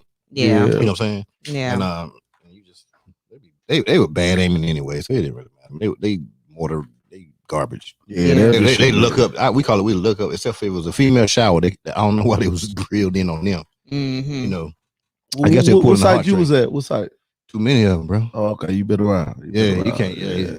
Too many of them. You know what I'm saying? Just like, and it's constant. You know what I'm saying? For years. So it's constant over and over and over and over and over. Mm-hmm. But I think one of the best places in Iraq was Erbil, man, because it was like a city. People could walk around and stuff like that. Mm-hmm. I think that was other than the green zone, but the green zone get hit too. Yeah. Mm-hmm. Yeah. All of it's bad though, you know. Yeah, it's all bad. Well, okay, so y'all over there making all them dollars, killing them like that. Hold How long were y'all doing that for? Man, we did that for about together 9 months. Me off and on, I did that for 7 years. 7. You shoot together how many months? 9 months. Oh, so you had enough. No, I got pregnant. Oh, that's right. Yeah, you got to bring it on in then. Yeah. You know what I'm saying? Hold on. What y'all doing? Hold on. Y'all over there doing it. Man, you ain't supposed to be doing it over there. We had y'all supposed to be making that money. Yeah, we had a wet you and just. Man, we had a double wide wet you, man. We living over there like y'all over there thinking y'all King Jaffe over there. You know what I'm saying? Y'all over there. No, man. Vehicle, man. Y'all probably had a pack. Like, okay, man, we not going to get pregnant. Yeah. We're going to soak this buddy up for a minute. You know what I'm saying? That was the. But y'all still did it though. Y'all did your thing now with that, and then you going off a few years, man. All kinds of money like that. Ooh, God is good, man. Let me tell you, I can count the numbers now. I'm going to think. I know the numbers over there. You know what I'm saying? God is good, okay. Let me take one of the Yeah. Okay. So we did that. You came on back. Mm-hmm. You pregnant. Mm-hmm. First, how many kids you got? Two. pieces. Well, we got 3. Okay. Yeah. I had one in high school though. Okay. Yeah. Shout out to the baby from high school. Yeah. That's why we want to say that girl name. I got it. Cool. No. We bring it up anyway. But so you came on back, and so you had your baby. Girl or boy? This was the second baby, so it's a boy. Okay, so we had a girl already, and then we had a boy. Okay, well, when you got pregnant over there. Okay, boom. So come on back. So what'd you jump into once you got back though? So I got in a nonprofit. So I was working at Provision Academy, which is in Sunnyside, it was the first charter school in the state of Texas, all male charter school. And shout out to the first charter school, male, Texas. And she was part of it. You know what I'm saying? Making things happen. Yeah. Why did you decide to get into the nonprofit world? Because I felt I'm a mission, like a person that believes in mission. And so if I believe in a mission, then I feel like I can help, especially what they're doing. And so especially with the young men, and then being in the Sunnyside area, which is where I went to school at. And so for me, it was a chance for me to give back and do something greater than myself. Okay. And so stayed there a while and worked for the neighborhood centers and the Holocaust Museum. So in different nonprofits. So I was getting small nonprofits and then large, so I can get a good taste of like different nonprofits and being able to work in different ones. And so, it was good for me to have that exposure, because then small nonprofits are a lot different than large nonprofits because it's more family, like it's more of a smaller team. So everybody's doing a lot and you learn a lot.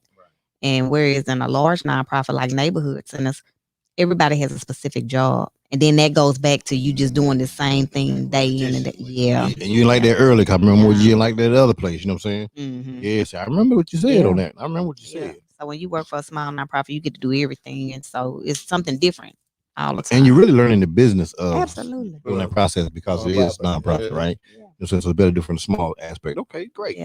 So at this time, I'll make sure we're not going too far. You were going back and forth, throughout. So, but when you would be coming home, what would you be doing when you would come home? When I come home, man, actually, when I used to come home on leave, those 30 days, 60-day leaves, man, I used to come home and actually substitute teach, man. Really? Yeah, I really could have been at home chilling, but man, I just, instead of me playing a video game or going to the mall every day, I was like, man, I can go substitute teach so I can be able to just spread some knowledge to these young men, you know what I'm saying, and young women. So therefore they can see a young man that's blessed and being able to talk to him. You know what I'm saying? So I know a lot of professional athletes right now that's playing in the league right now that I had the opportunity to lay some weight on, you know what I'm saying? Let them know like where I came from, the do's and don'ts, financial literacy, letting them know like, man, you got to do this, you got to do X, Y, Z. And some of these guys right now playing the league right now, man, they thanking me even today, man, still want me to. Man, shout out to that service right there. Non-profit game, learning the business. Now, y'all seeing how this thing is building up now. Yeah. It's slowly, here comes the smoke. It's starting to build up to what these killers out here doing, because they killing the game right now. They killing it. Okay, so you still doing that right there. You're learning all this stuff about nonprofit deeper and deeper. You're getting deep in the shells now. So what happened next? Then I worked at the food bank, the Houston Food Bank, and so we had the opportunity to go back to school to get our masters. Ooh, Yeah. okay. Okay. Yeah, And I so came back home. I came back home yeah. and took a job at Texas Southern University. Yeah, so we went back to school to get our masters in public administration. Okay. And so a part of that program, and it was at Texas Southern University, they have a study abroad trip component to that. It's a blessing. So for our study abroad trip, we selected Ghana. Oh, shoot, go ahead now. Yeah, so we had the opportunity. We were in Ghana for 14 days on that trip. And so we went to the Newman school. Okay. And saw the kids, and they did a whole presentation. Yeah, went to the Ivory Coast, went to the slave castle where the slaves were. The door no return. Yeah, absolutely. So we had the opportunity to visit all different parts of Ghana, and were exposed to different things. And so I remember going to the Nima school, and the kids, some of them didn't have shoes on. Stayed in the village, and they walked, miles to come to school and everything like that. And they were just so hungry for like education. Yeah, man. And I told my husband, I was like, man, I said, I wish my kids were like this, because, we drop our kids off to school, in nice cars and stuff, and they don't, really appreciate. Yeah. So by me being there around those kids, it made me hungry, and it felt like I said, man, I feel like I could do more, because they so hungry. I was like, man, I want to do something too. And then my husband's like, well, what you want to do? We already doing so much. What you want to do? I said, I think I want to be a CEO of a small nonprofit where I could really feel like I'm making a difference. Yeah. And I said, but I'm gonna wait a year. I'm gonna do a little bit more. He said, man, why you gonna wait? Why you gonna wait? I got that mindset. Yeah. Gotta go. Don't wait for nothing. Yeah, he said, you need to go and do it now. Waiting on Jack around here now. Yeah, I tell you one thing about him. Whatever you tell him you want to do, he gonna push you to do it. Shout out there right there. Yeah, me and you a lot like. I be pushing Joker. Yeah, bro. Okay, you thought about it. Don't think about nothing around me. Yeah, because I'm gonna get you. Yeah, so for real. It was a blessing though, because when I came back home from that trip, I only applied for 2 jobs. 2, and I know it's crazy. I tell people this story because it's my testimony, but I tell people, and I know people that have been without work for months and have applied for thousands of jobs or whatever like that. And I tell people, I only applied for 2 jobs.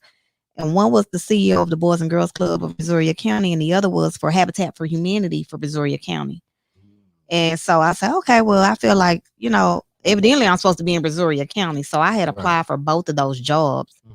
And Boys and Girls Club called me first, and I had a phone interview with them.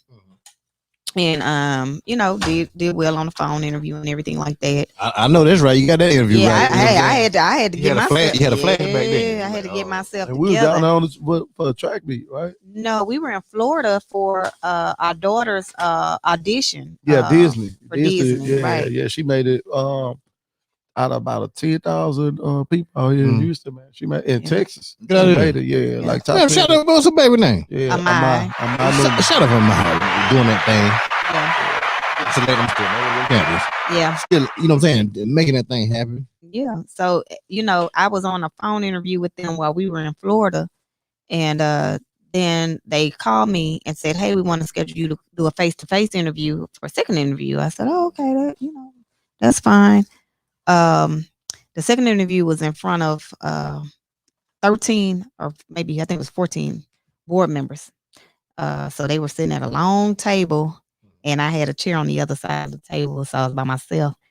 And so they asked me a series of questions and whatnot. And I just remember one of the questions being, how are you at fundraising? Was kind of one of the first questions. And I'm a person, I told them, I said, well, I have a good reference for that. You guys can ask my dad, because he says I'm real good at asking for money.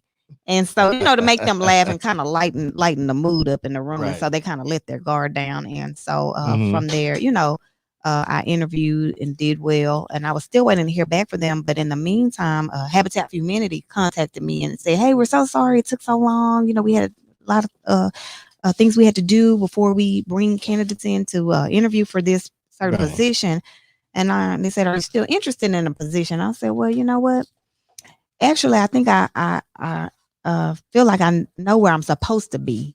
And at that time, I hadn't even got the job for Boys and Girls Club. Like, Right. I was turning down an interview for another company, which was crazy. CEO job, yeah. Yeah, no, But you said you felt where you I was felt supposed like to be. that's where I was supposed to be, helping kids. And so they called me, I think maybe 2 days later after Habitat for Humanity, they called me and then offered me the job. And so, been there, 5 years now, just going strong. Yeah. See, she knew what the purpose was. She knew what the purpose was. Yeah. You know what I'm saying? She knew it. Okay. So she's doing that piece right there. So you're coming back and forth still. Yeah. You know, where now she's running there, she's CEO over here. What's your thoughts now? And what are you doing? I think at the time, I was at Texas Southern University. I just took a position at Texas Southern University and in international. Okay. So I was able to leverage the students and the translators, their kids, to come to Texas Southern University. So you use that networking you had based off over there already. Look at them, you know what I'm saying? What you use over there. So just think about the amount the of number. Oh yeah, I know. Man. Okay, so come on now. So and a lot of them coming out of Michigan. Come on, yeah, like I don't know. Yeah, like I don't know what's going on. Don't play with me, man. Come on, yeah. You playing with the wrong person over here. I'm trying to tell you. My game strong out here. Okay, so look. Give him the lemonade right there. Yeah. I'm sorry, I ain't trying to work in there like that. Get some of that lemonade too. Are we pouring? Can we shout out to Exotic Power? Yeah. You know, I ain't know he was hood enough for I got cups for your glass. You know what I'm saying? Yeah. It don't matter. Shout out to Exotic Pop doing that thing. I'm one of the honorary ambassadors. Okay. Oh yeah. Okay. There you go. Okay, we good. He poured me in. Appreciate it. So look. Thank you so much.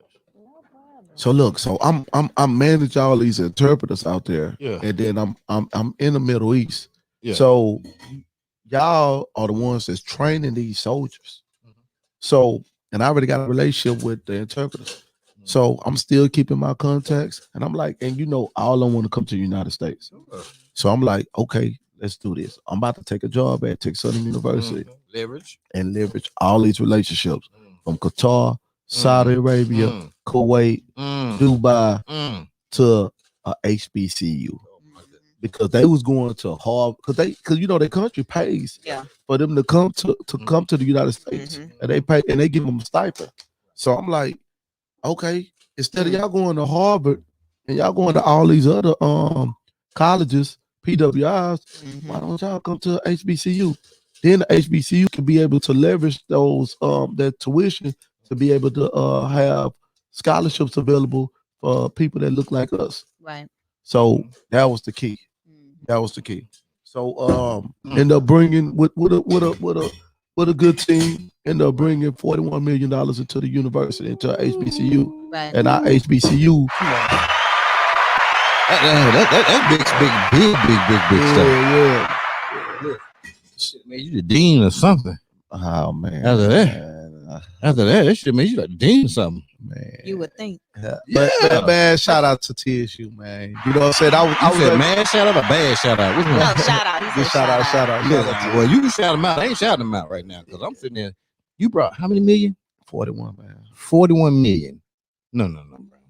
That ain't no certificate. That ain't no plaque. No. That's a deanship. Yeah, so that's a dean. Who else bring that money? Who else brought some money in? Man, ain't nobody doing that in the United States. That's what I'm saying. It take and I've been interviewed from so many different people from so many different universities. And even at PWIs, they were interviewing him to try to find out what he did. And they was trying to, sit up there and they so explain to me this again. No, man, it take a special, just like you said, to understand what you said, a key thing. You knew where they was coming from. You said Michigan. But it take a special individual to go through life, how I went through life, by going through the recruiting process of being an athlete. Right. To going to the Middle East, to understand the culture, not the culture, but the different cultures between Iraq, Saudi Arabia, Kuwait, Afghanistan, UAE, Turkey. I've been to these places, and then I'm getting a job at HBCU. Right, man, that's like only by God, right. man. You know what I'm saying? So I explain this to so many different people. They're like, man, I still don't understand. No, Yeah, they wouldn't understand they because wouldn't, because they didn't go through it. right. They haven't walked that. They haven't walked through that trail, and they're not gonna be able to walk through that. And they can't. That. Yeah, they can't. That You know what blueprint I'm was saying? yours. Yeah. It was That blueprint was yours, yeah. and it was the only way that was gonna happen. Correct. And Period. so I explained it to them, and they still didn't understand. But that money, you know, can't nobody do it like that. You ain't gonna be able to do it like that. And it probably ain't been done again. Nah, you know. No. Yeah, no. I'll tell you right now, no, not them numbers there. Nah. That ain't happening. No. Okay, then I'm gonna go on. That can be a sore subject for me, right there. Okay, so you did that great deed for them. HBCU. You know what I'm saying? And so at that point, like, is this where the foundation coming from? We still ain't got to that point yet. The foundation come from just that came later. It came. No. We started our foundation. Actually, when he was in the NFL. Mm-hmm. And what it was we gave scholarships to student athletes. Yeah. Okay. Yeah. So and they didn't have to have a real high GPA because we you know, of course, knowing the struggle. Right. So we. And I'm gonna take them back to this too. So the way I got recruited was, and I got a lot of, man, it just, so I used to create highlight tapes, man, before Huddle come out through the computer and put screw songs on the highlight tapes. This before anybody was doing this. Like, you have to pay top dollar for somebody to be able to create a highlight tape.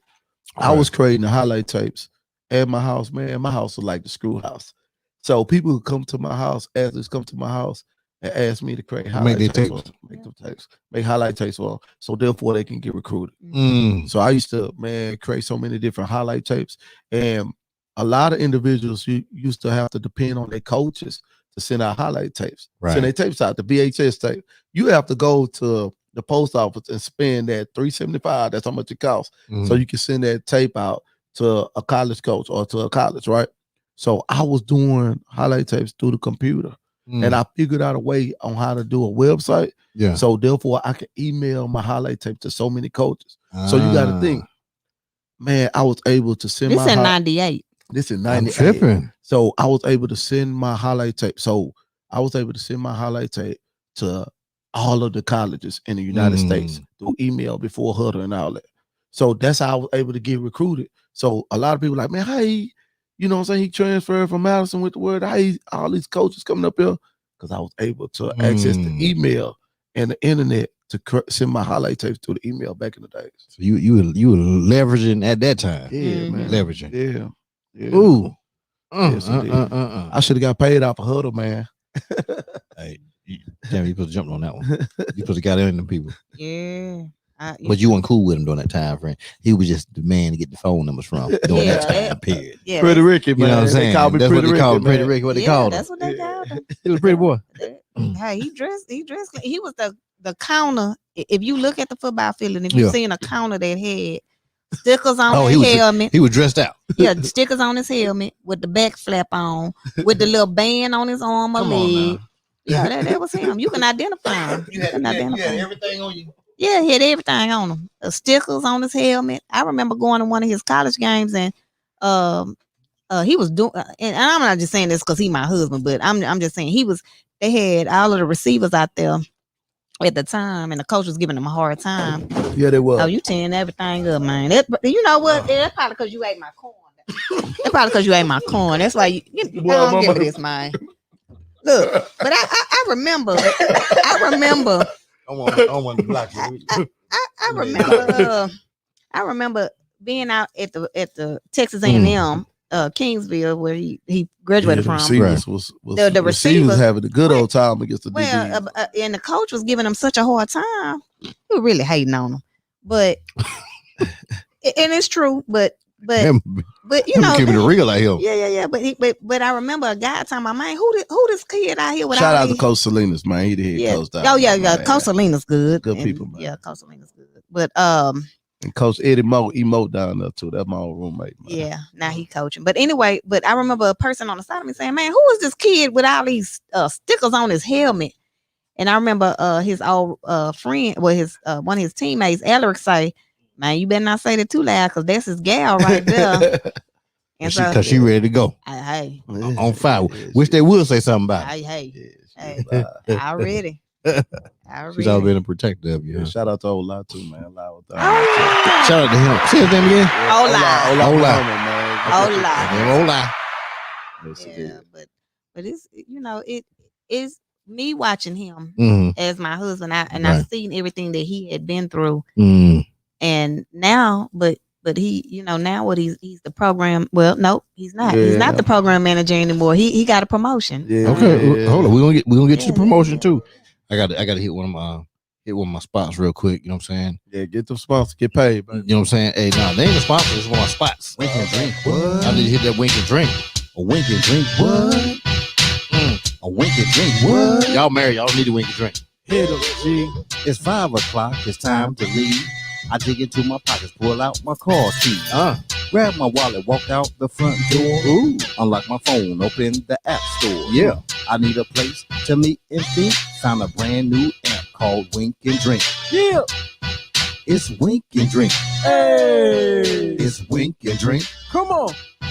It's Wink and Drink. A brand new app where people meet. Come on. It's Wink and Drink. Hey. It's Wink and Drink. It's Wink and Drink, a brand new app where people meet.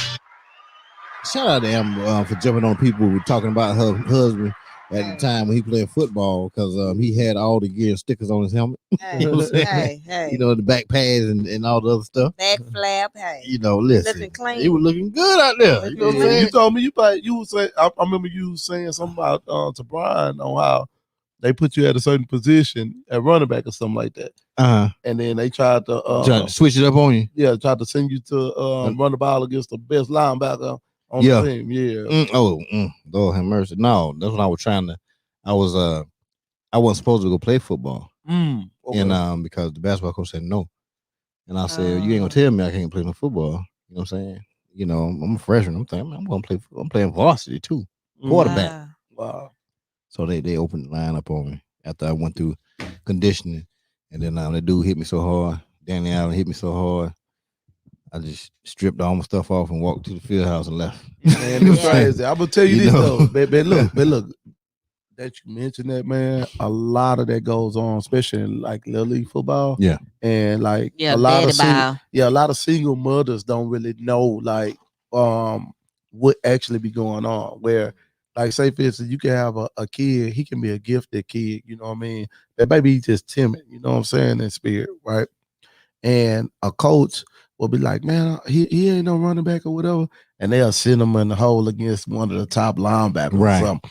You know what I mean? Or make him run outside, and then after they calling a blitz to the outside. You know what I'm saying? Right. So therefore that kid can get smashed up.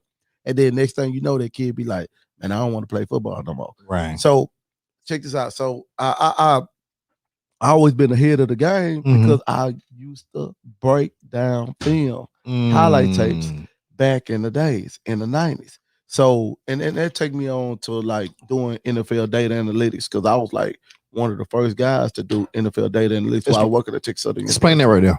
Yeah. So a lot of people don't understand that. NFL data analytics, I was like one of the first guys to do it with the Cleveland Browns. Actually, when they started to introduce it, only teams that was doing it at the time was the New England Patriots, the Philadelphia Eagles, and the New Orleans Saints, and the Cleveland Browns. So what you do is be able to break down the film, and you'll put down percentages per every time an individual do something different. So just like this, if you're a D lineman and you lining up in the A gap or the B gap or however you line up, then you'll put that down. You'll put that percentage down there. Or if you putting your left hand down or you're going on his right hand, I put like one time the individual, I calculate how many times he put down his left hand in the first quarter, or how many times he put his right hand down. And so studying the person. Okay, studying the person, positions, his moves, how he, what gap he lining up, so they can use it against them when they get ready to play them. Yeah, man. Getting his pattern. Yeah, Right. man. Yeah, that's what we call it in the military. Everybody got a pattern. Right. Exactly. Everybody have a pattern, and then they not only do it through our quarters, they do it through quarters too, but they do it through nighttime games, daytime games. Man, yes, man. And what's crazy, people play different between on the nighttime, daytime. People play different within the snow, within the rain. You know what I'm saying? Oh no, you're right. You're right. You're right. You're 100% right. You know what I'm saying? And it applies so many other different things too, but you're right. Yeah, man. You know, that's why it's based off you do certain things during certain times of the day. Correct. Saying, or even during certain time when the moon's in certain positions. Right. People think it's about lighting. It has nothing to do with lighting. It has to do with things with weight too. Exactly. Yeah. Weight. You know what I'm saying? The moon plays a lot in weight. And people don't understand that. Come on, psychological warfare and everything else is with. Don't act like I ain't got no piece of brain now. Yes, indeed. Don't act like I ain't got no piece of brain up in here now. I got a little something right here, a little country boy. I got a little something. Yes, indeed. Okay, so we're doing. So tell me some things about what it is to be CEO of the Boys Club. Like what is that all about? I promise you, I told my board this, that I've been there 5 years, and I remember my first year, just making it through that first year. I told my board, I was like, man, I feel like Obama, because like you got to clean a lot of stuff up, like from people before you, and it's kind of like it's draining, but at the end of the day, you have to realize like why you're there, and it's easy to get stuck on particular things, but then like me, I say, okay, look, I don't care what we got to do as long as we got to serve these kids. I will partner with anybody. I don't care. And, and that's the thing. A lot of nonprofits, they tend to want to just feel like it's a competition, but it's not. Like when you partner with other nonprofits and other organizations, they can offer you something or your kids something that you probably don't have the expertise in. So, like we partner with people all the time. And one of the challenges that, I had there was for people to understand, like, it is bigger than us. Like we work there, but it's bigger than us. Like we don't know who we have as a member in our organization that could be the next president or next CEO of the Boys and Girls Club. You don't know. So you have to be very cautious and know how you're influencing these kids, because some of them, like we have one, stays with the grandmother because the parents, are on drugs or incarcerated. And so they need a little bit more detail and love from us. And so you have to learn these kids and know what they're missing out on so that you can give it to them. That's what's most important. So it's been a challenge, but at the end of the day, I'm just grateful. I have great partnerships, because I use my husband's network, and, we partner with the NFL, we do a celebrity golf tournament, and that's something big because a lot of people really don't come down to Brazoria County a lot. And so when we started doing that, we sell out every year for our golf tournament. Every year we sell out because people want to play with people that play, in the NBA or the NFL, or, so it's really good. And then we had Vince Young was our guest speaker for our Great Futures Gala. We had Warren Moon as our guest speaker for our Great Futures Gala. So we're trying to bring those kind of people in. And a lot of people didn't know that Vince Young was a Boys and Girls Club kid, and so he's an alumni of Boys and Girls Club. So sure, a lot of people was that. You know what I'm saying? You know what I'm saying? Hey, even the non-famous people. Yeah. Listen, we was the Boys and Girls Club. You know what I'm saying? We was at the Boys and Girls Club when it was just the Boys Club. You know what I'm saying? Like, that's what I'm saying. I'm going back. I'm an OG. Yeah. Boys Club OG out here. You know what I'm saying? Denzel Washington too. Yeah. Ooh. Yeah. That's right. Denzel. Yeah. I'll talk about it. Spokesperson. Yeah. Shaquille O'Neal. We got hey, listen, everybody was up in there trying to do something. Yeah, exactly. Mm-hmm. Okay, go ahead. Keep going. I'm sorry. I'm just trying to make sure this thing ain't froze. Yeah, but I definitely think that, it's a blessing, because I came from, my parents got divorced, so I was a latchkey kid, when we. I got him. Shout out to the latchkey. Yeah. That was me. Listen. Yeah. Tell me to go in the house and wait for the phone to ring 3 times before I answer it. Don't act like I don't know how to do that thing. The code right there. 3 times, I hang up, pause for 4 seconds, and it ring again. That's me. Yeah. Don't act like we don't know about that stuff. Right? That was the code, baby. That was the code. That's it.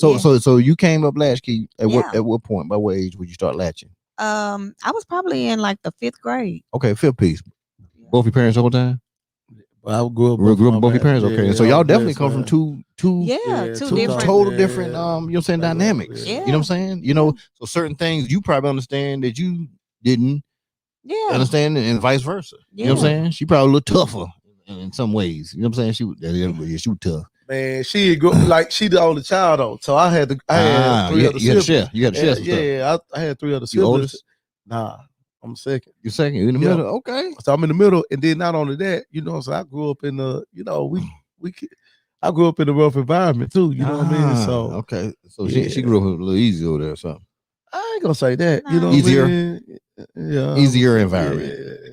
Well, let me tell you, I went to middle school in 5th Ward and then went to high school in Sunnyside. So even though I didn't necessarily grow up in that area, I still was in school in that area. Right. So grew up with you still had to deal with the people. same thing. Yeah, absolutely. Right. Grew up with people, that lived in that area, had to go home to the area every day. So for me, even though I was spending the night at their house and they stayed in the hood and them shout out to spend that's the best place to spend the night in the hood. I'll tell you right now. Yeah, it's always something to do. All your cousins, look, we stay in the project, right? Well, we all stay in the project, so we ain't had a cousin that didn't stay in the project. So shout out to all us in the project. Yeah. We just stay in each other's building.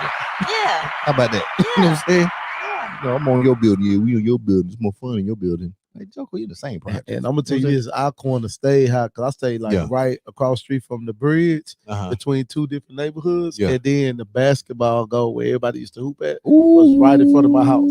Come on now. Yeah, man. So Shout it out to kept Mr. Brady and said, kept the damn excitement going on. Yeah. Oh man. Excitement was going on every day. Man, all the way to 12 o'clock at night, man. It was something. You gonna see a fight, you gonna see something, you gonna see something. Ooh, that sound like in Wilson, North Carolina. You go to Pender Street Park. Sound like Pender Street Park. Or Rocky Mount, North Carolina, you go to Sunset Park up there. It used to be serious. You know what I'm saying? You get a serious game, a serious fight, and you get seriously shot. Yeah. All three things at one park. At one park. But you had to go though. That was the right to play. You had to go play ball at the park though. It doesn't matter. You knew what was going on. Somebody gonna get shot, but you live. We going up the hoop today. Every day that you had to do it though. It was just rites of passage. You had to be able to do it. But it was cool, but it was your environment, so you kind of understood how to move around in it. Absolutely, yeah. So let me ask you this right here. So the Newman Foundation, when did that start? What year did we drop on? What year did we start that thing? 2006. 2006. Yeah, but we didn't really we just gave scholarships. We didn't really just run with it. You know what I'm saying? Until like recently. Okay, let's talk about some things we did recently. What's the one of the big things when you said just recently started running big? I think more so of being more active, like we've been doing a lot of stuff, and especially in the Sunnyside community. We did the food drive. Out there with Gunna and them, and then whenever Mayor Hines calls us in Sunnyside, the mayor of Sunnyside, the honorary mayor, she called us telling us what they need. Right. Principal Everett. We'll donate. And then we donated a lot of those, a lot of spikes to Marshall High School. Yeah, Marshall High School early on. For their track club before they were state. Before they were state, before they went to state. Them spikes got shout out for being Marshall. You know what I'm saying? Listen, that's what I'm talking about. James Banks and Chop over there. And said Randall. Said. Oh, said Randall. It. Oh, said it, right? Said it. You know what I'm saying? I don't know him, but he said it right now. Yeah. He said it right now. Said it. Yeah. So you beautiful kids. You got 3 kids, right? Yep. Yeah. What's the names and what's the ages on them? Zach, Amai, and Lathan. Okay, Zach, Amai, and Lathan. Mm-hmm. What Lathan doing? Lathan play football, run track, play basketball. What Lathan at right now? At my mother and father-in-law house. Damn, shout out to him. That's the one that was out of here in AAU other weekend. Yeah. Shout out there in Austin. Yeah. Done won some games. City Ballers. You know what I'm saying? Done won some games, did some stuff out there. Yeah, City Ballers. Shout out to them. So how did they go? How did they end up everything? I know y'all stayed for the second day or something. They won. They lost the game before the championship. Yeah. Man. And then the next weekend after that we played in Houston, and then they won that championship. Yeah, man. I ain't gonna lie, man. I was ready to come back home. I know. Man. I was on the phone with you, man. I thought we were about to come back, man. What was crazy? We didn't even get a hotel because we were like, we just gonna do a turn and burn. We were gonna go down there, and then we thinking they were We're gonna do don't that say that. good. No, ain't gonna say that right there. Yeah, but you know, we didn't know, and then they fooled around and won. Boy, and man. so we just made the best of it. We got a hotel room Oh, and Man, that hung out Target in so Austin. expensive, man. Shout out to Target, man. Y'all have Who? some sales. Target, yeah, because we didn't even pack any clothes. Listen, Target came through that day. Yeah, man. They were high though. Ah. That shit went to Walmart, man. You found something in Walmart now. Yeah, for sure. You know what I'm saying? I know y'all bougie and everything, but listen, go to Walmart. Man, we would have went to Walmart. $7 t-shirt. You've been doing it big the next day. Yeah, but nobody knew nothing. No. Yeah, nobody know nothing. You threw some sweatpants on, man. Exactly. Nobody would know. You know what I'm saying? Y'all still been doing it. Yeah. Exactly. But anyway, so they won. They said they lost. Yeah, they lost the next day. But yeah. Okay, so how did he feel? Lathan? Yeah. He was. Yeah, he was sad. You know, but they all was sad. Yeah, all the kids They were sad. sad. They all was sad. But so they ended the season. No, AAU. You know AAU is. They still going strong. Yeah, longer the money going, they going. Hey, there you go. There you shout out to AAU, boy. Y'all make a whole bunch of money. Listen, y'all make too much money, man. Come on, man. $15. They make more money than anybody I know. $15 per person to go to the game. Come on, AAU. Y'all gotta. Then we had to pay for the COVID, gas man. money. Man, listen, boy, AAU been killing them for years. Who the president of AAU? I don't know. Who the CEO of AAU? I wanted. That joker getting paid. Yeah, he getting paid. He getting paid. He or she, whoever you are, AAU, you need to call us because we need to talk about these prices right here. You know, we need to drop that 15 down to 5 or something like that. We need to do something like that because that 15 a little too hard on. We already getting the kids ready. We got to buy the uniform. We got to make sure they got the Capri Suns and the other kids who ain't got the money for the uniform. We had to buy their uniform. Yeah. Come on, man, that's too much. Donate. You know what I'm saying? So somebody can listen. Play, they got these kids on that stoplight selling cookies and stuff. You know what I'm saying? Trying to get money for the game. Come on, man. You gotta do a little better than this. Yeah. You know, and I stand by that. Yeah. I stand by that. It's too much money, man. Yeah. You know it is, but but it's good for the kids. It's good for the kids. It's good for the keep them kids, out of trouble. It does. Keep them out of trouble. It does, because nobody else is putting nothing in your hands. Yeah, to make something happen. That's true. All right, so let me ask you this right here. So as you look back, right? What is one thing you would have changed besides being late picking him up for Bayou? Yay. Okay. Now, what's something that you would have changed from coming out of high school to present? What's something? Is there anything that you would have changed? Talk to me. Absolutely. I think when you're young, you just feel like you know everything. I don't know everything. Dang. Yeah. We knew Amber knew every damn thing. She came out of school too. We couldn't tell her nothing. Couldn't tell me nothing.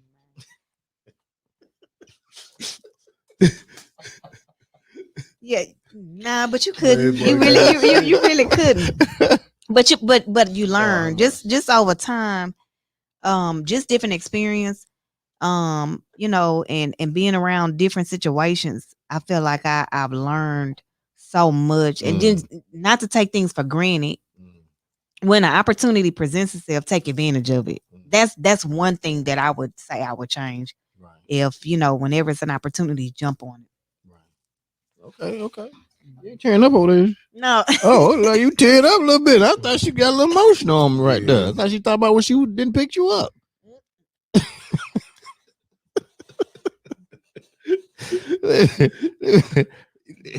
You let that man. You talking about you was shopping. She was shopping. Listen, I can see if y'all got hurt or something like that. But listen, it was Grandma still Friday. She just passed. Man, because I wanted to call Grandma on that one right there. Because I need to hear from Grandma. Yeah. Who else was with her? Who was with y'all? My mama. I can't get her story. Her story ain't right. Her story ain't right. No, Grandma's story would have been the real story now. Boy, you already know. But it was Black Friday. You already know. It was Black Friday. Y'all remember Black Friday after Thanksgiving? They used to have them good sales, but this was before the internet like that. You had to go into the store. We talking about a couple hours then, but not all day and all night. There ain't no stores open around there that late. But I was in Lake Charles, so I had to drive from Lake Charles. But that 1 hour. His sister drove from Houston. 1 hour. But she drive fast. And that girl drove from Houston. Oh, Miss Allen out there in California drove from Houston. I remember everybody's name. She didn't make it though. She was supposed to fly to Houston. Oh, she was gonna fly to you. You gonna pick her up. She was supposed to fly to Houston. You gonna fly. You gonna pick her up. and then you gonna bring her to. He was a player back then. He was a player. Now y'all was married then. He was a player. Shout out for him being a player. Nah, I wasn't no player. Just you know what I'm saying. She was a player. Okay, Yeah, don't forget that when y'all got together, she was up there with that boy. Yeah. And he's still looking crazy right now somewhere. I know he is. He mad. Man, she dissed me like that, man. You went with the Marcus, man. She said he's saying that right now. I bet you saying that. I know he is. He's saying it right now. That joke, we ain't gonna say his name either because I don't want him jumping on me. But yeah, he just started a lot of trouble. You know what I'm saying? No. Come on now. You were killing him. You were cutting jokers' heads off. Hey, let me tell you. You know, it's a double standard. Okay. Shoot, it's about to get nasty now. These you gotta drop the mic stand on that one. Know, guys. Let's hear it. Explain this one to me. You know, these guys used to be tripping. Be talking about what's tripping? Be talking to all these different females. And then if a female talk to multiple guys, they say, oh, well, they a freak or something. And they don't necessarily, you know, it's just that they're talking to different guys, but they don't make them a freak. But, you know, it's just a double standard. I think if a female comes straight off and be honest, then after that, I feel like they get the card. Right. But if they, you know, be trying to, swing or play them. Yeah. Then after that, you're going to be the, you know what I'm saying, the freak. Come on now. Yeah. Listen, if the shorty tell me straight up, you know what I'm saying, we're gonna go back then now. She tell me straight up, listen, man, you cool now. But you know, hey, listen, I got a couple of dudes I be going out with, blah, blah, blah. I'm cool with that. Yeah, I don't care if you go out with 20 of them. I don't care. Exactly. But if me and you got that understanding, then we good. We good. And me and you got to understand we good. So like he said, you come out with it in the beginning now. Okay, but let me ask y'all a question. But that dude with that plate up there, what Tony say? Let's see what Tony said. He said, got that homeboy out there waiting for you and that plate. Tony be on it. My boy Tony be on it, guys. Tony be on it. Now go ahead, tell me what you about to say. You about to try to clean something up that can't be clean. No, I'm not gonna clean it up. But what I'm saying is, so are the guys telling the females that they got all these? Yeah, that's what we did. I'm gonna need some girls. They ain't saying nothing. I don't know what they doing. I'm gonna need y'all females. They scared to step. They scared. They don't want to say nothing. They scared right now. You know, so I don't know what's going on with them. I don't know what's going on. Look, she call it the red flag. I want to see flag on the plate. Hey, you know? She call it Let me blow the. Okay, wait a minute. But you about to explain that though. I'm just with saying. the guys. I mean, listen. I'm just asking because you know they be having a whole team and they don't be letting people know. That ain't true. That ain't true. I think that, like I said, guys are more straight up. No, not all of them. Not all of them. But listen, if like go back to what ain't no girl just still said. saying that. Why Tony message still up here? I need to see somebody else message up there. Y'all ain't refreshing the page or something, man. If the females don't straight up at the beginning, then they not gonna get the F name put on them. But if they hiding stuff, then they gonna get that F put on them. That hide game kill y'all. Man. Cause y'all hide things better than anybody. Yeah. You know what I'm saying? Did a female write something? No, Tony said things happen for a reason. Yeah, God. You know what I'm saying? But no, but see, this is the thing right here. You know what I'm saying? I'm glad it even turned this way. This is good, right? People are not transparent. Correct. Mm-hmm. And they need to be transparent. That's true. Because let me make a decision. Yeah. You know what I'm saying? I can decide whether I want to deal with that or not. Yeah. And I'm telling you, I was having a conversation. I said, listen, man, and this is some real talk to y'all now. You know what I'm saying? I'm a single dude, right? I could date. Honestly, if a woman told me, hey, I was a prostitute. Mm-hmm. You know what I'm saying? Mm-hmm. You know, I like okay. Cause you know, but if I didn't know, you know what I'm saying? If I ain't know, and she, like I said, she said I was a prostitute. You know what I'm saying? Like I just quit last week. Yeah. You know what I'm saying? But hey, blah, blah, blah. I was a prostitute. I just want you to know. You know what I'm saying? I'm gonna respect that. Yeah. I'm gonna respect that. And I'm probably, if I like that, I'm gonna date her. Yeah. You feel what I'm saying? Because she was transparent. She was upfront with it. Mm-hmm. Or if a woman say, listen, this is the deal. I got some couple things going on. You know what I'm saying? Mm-hmm. They ain't really hot in the coals now. They ain't hot. I probably date them. But there ain't nothing hot going on with us. Mm-hmm. But I'm trying to be hot with you. Correct. You know, Yeah. and I'll be like, oh shoot, okay. If that's the deal, you know what I'm saying? I'm gonna do with you. I'm cool. You know what I'm saying? Now if something get hot in the coals, let me know now, because I don't need to be having coals over here. Coals over, because then we be getting fired up, burnt. You know what I'm saying? We ain't got time for that. See, I'm gonna say this. This happened to me before, where I was dating a female from high school, my senior year into college. Okay, right? And not me. I know when you. I'm looking over. So while I'm in college, I come home and she straight up tell me that she messed around on me. Okay. Yeah, it was period. End of the day, we done. Yeah. But at the same time, I still have respect for her because she was straight up. Straight up. But I didn't like the fact of how it happened because I knew the guy. You knew the dude. Yeah, and that's the issue with us. I knew the guy. Don't need me on him. And the guy played ball too. Ooh. And I had to watch this guy. Ooh. But at the same time, he, you know, at the end of the day, you know, he a cool dude. You know what I'm saying? But and he was just doing what dudes do. Exactly. Yeah. But I still have respect for her being transparent. That's right. You know what I'm saying? That's right. And you can only respect that. Yeah. Did y'all respect girl trips, boy trips, guy trips? What's the thoughts on that right there? Back when y'all was younger. Oh, we too grown to be having them things right now. No. When y'all was just dating. Yeah, but he don't even like going on couple trips. Right. He you know, because he the kind of person, he like to do his own thing, you know. Man, I like to move around, man. Yeah. I want to go see everybody. But I'm gonna tell you this. We did do a couple trip and we went to Miami for the Super Bowl. Yeah, that was and cool. That was cool. Yeah, right. we because everybody that we stayed with, they was somebody in the city. So they was moving around. They had certain things they had to do. They played ball too, you know what I'm saying? So shout out to Big G and Misty and Ken Hamlin. Ken have his own cigar. Okay. Now, you know what I'm saying? And Big G, he's trying to get that GM job, but at the same time, like, so everybody had something to do. So everybody was moving around. So that was the thing. But when it's like we consistently gotta be together and do everything together. Like I don't, you know what I'm saying? I would like to move around, man. Yeah. But it was a good trip, you know. It was a good trip. Don't know what I'm saying. How you view them girl trips, them guys trips? How you view that? You like all guys, all girls? all girls. You know, the girl said we going to DR. About 9 of them, they going to DR. The dude saying we going to Puerto Rico.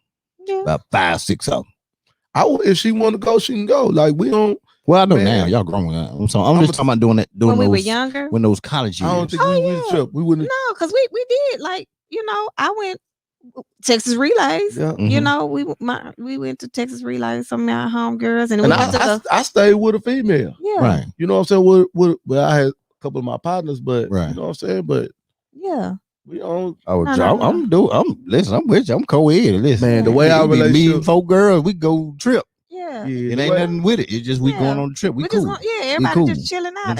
Yeah, correct. But then I remember even going to the Kappa Beach party with some of my home girls, you know, back in the day. Yeah.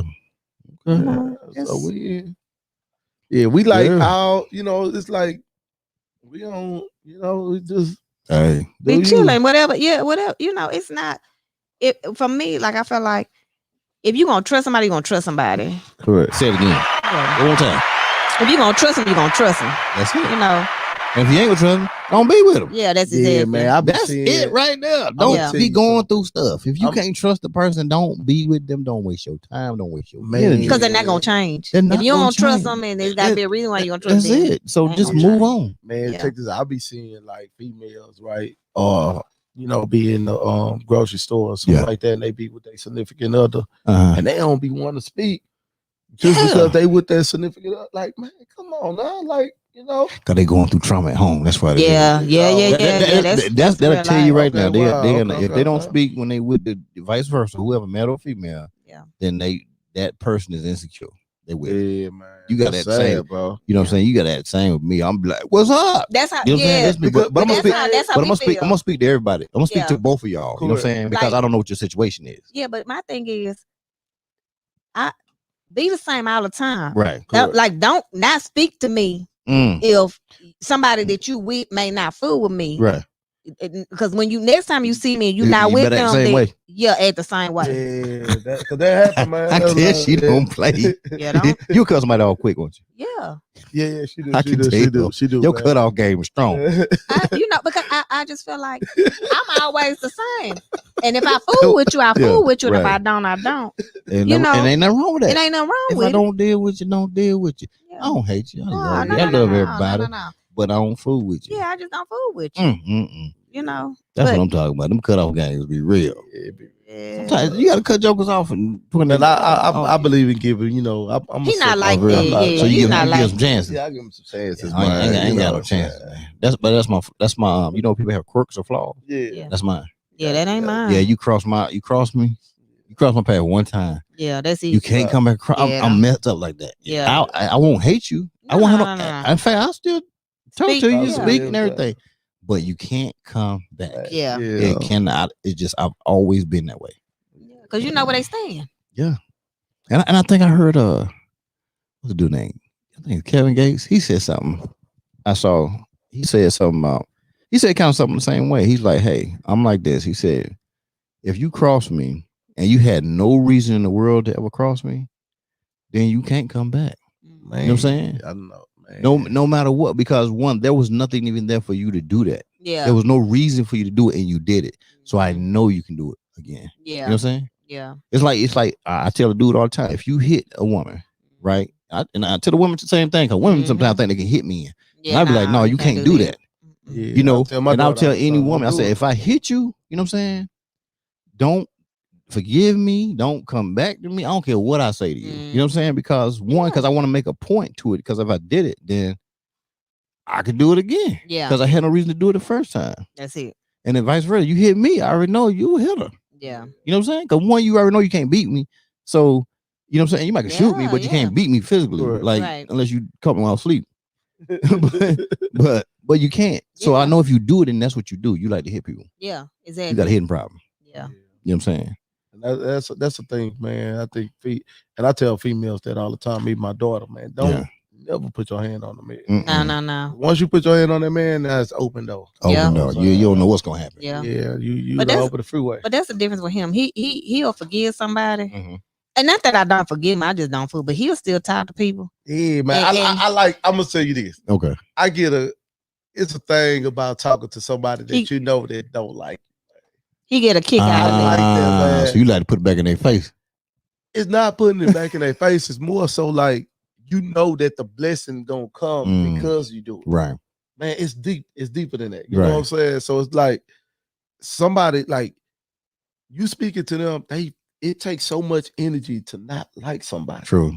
You know what I'm saying? So by me speaking to them, I continue on fueling their energy. Right. You know what I'm saying? So at the end of the day, I'm gonna be blessed regardless because I'm not using my energy to dislike somebody. Right. I feel you on that. Yeah. And I totally support that 100%.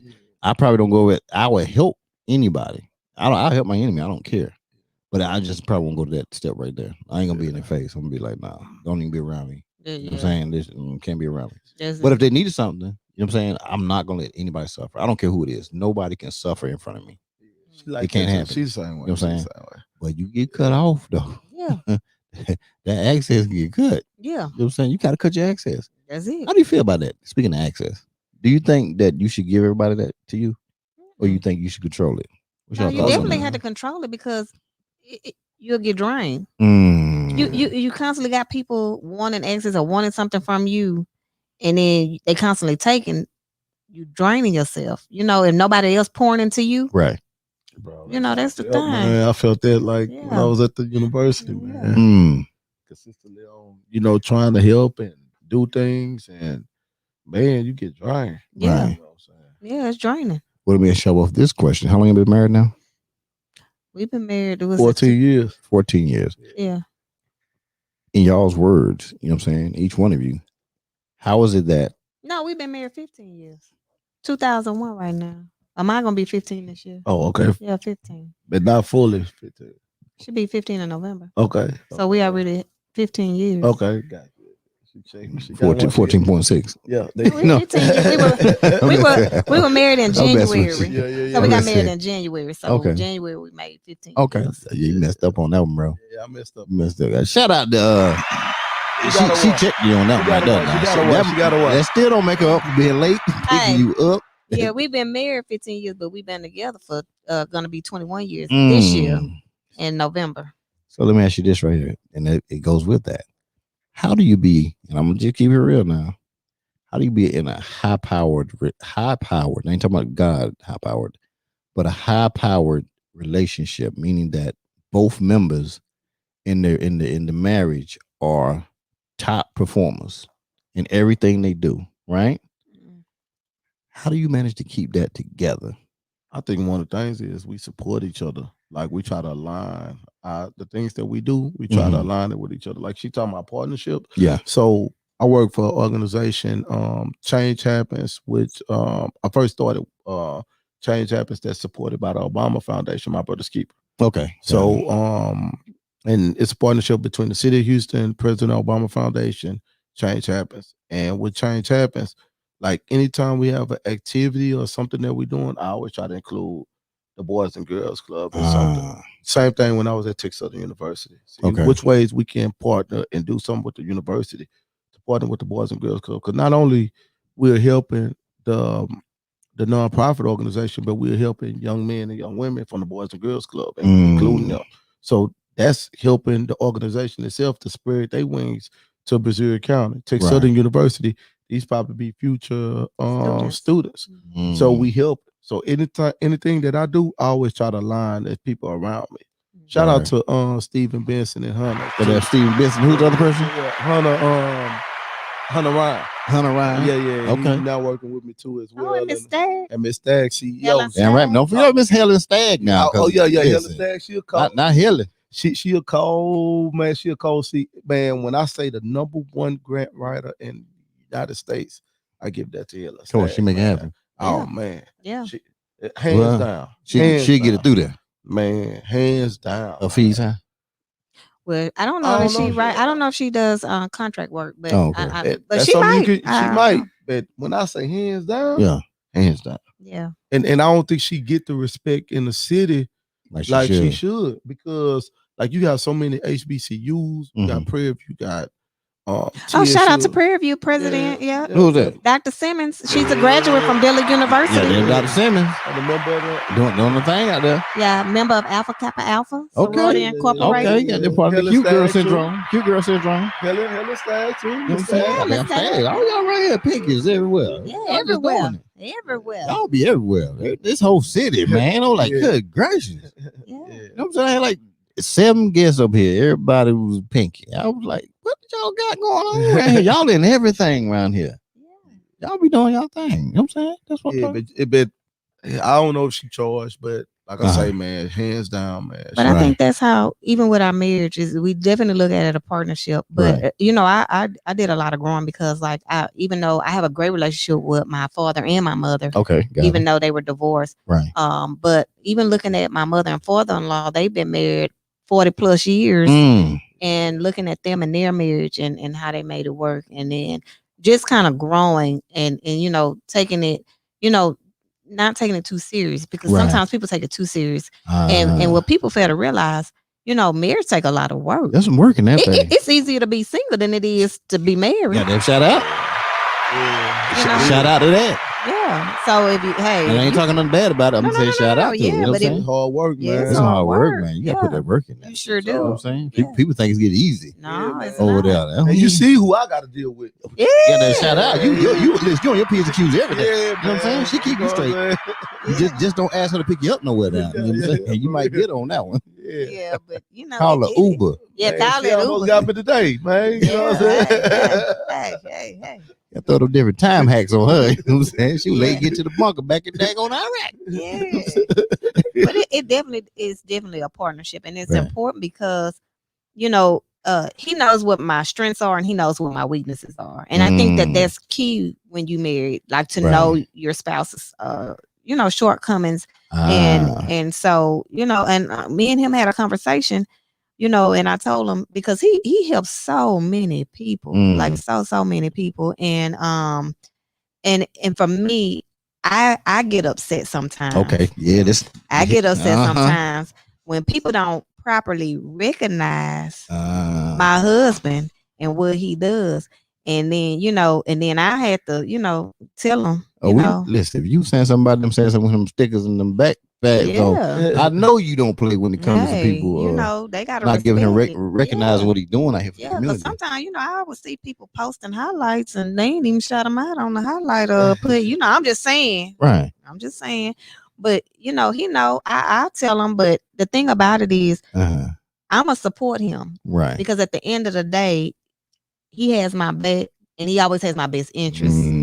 And so it's important that you do have that partnership. Cool. You have that partnership because even though sometimes I don't like it, he'll push me, you know, even when we started our clothing line, right? You know, and he was like, okay, we got to do something. And then people would always tell us, y'all be saying some funny stuff. Y'all just say these, you know, quirky kind of things. And so we just started putting it on our shirts, like even like what he got on from the hood, blessed with a master's degree. You know, we have from the hood, you know, but holy, we had, you know, blessed and bougie. And so it, and my favorite that I should have wore today because you know, because you told me I was bougie when I walked in, but I should have. I ain't telling you bougie. You say don't act bougie. I said I hope y'all are bougie. Yeah. You know what I'm saying? But I should have. Man, the women can't let it go, man. No, and she knew what I said too. You know what I'm saying? She said that because she felt like you ate her food. You ate my corn. You know what I'm saying? Hey, but listen, but I should have. I'm gonna have some corn sent to the house of bar. Yo, she was looking at the food. Yo, but listen, but I should have really wore my that boy ate that boy so. He's so messy. He gonna rub it all in. You know this. Hey, we can't even. Good. That corn was good. I know it was good. Cause you watching me eat it. Oh, hey. What you watching? She was watching. That's probably why it was so good. Yeah, now run that tape back. Yeah, I'm surprised you ain't drop it. Look, but I should have really wore my trap. From the trap with a testimony because that's one. That's deep right there. Yeah. From the trap with a testimony. Yeah, I was gonna bring you that shirt, man. Man, that's one. But the calling is working though. The calling is working. Gotta, you know, God gotta call you sometimes. You he called me now. So he called me. You gotta call, you know, answer that telephone. I done answered all up on it, dude. You know what I'm saying? Listen, he gave me a page and everything. He was hitting me back when we had pages. I was like. Oh, that God right there. Yeah. You know what I'm saying? That's it. That's God right there. For the God and that bless on that. Yeah. Uh-oh, hold on. I'm sorry. The CEO just hit me with a text. Let me see what he said right here. Hold on. Uh-oh. He probably say he want a shirt. I'm going to take him a shirt, too. You know what I'm saying? We'll give him one. Let me see what he said. Hold on. I got to check the message. See, ain't no female still ain't right. No, they scared to represent over here. He said, She said, make sure to bring Kleenex and empty water bottle and comfortable shoes. Okay.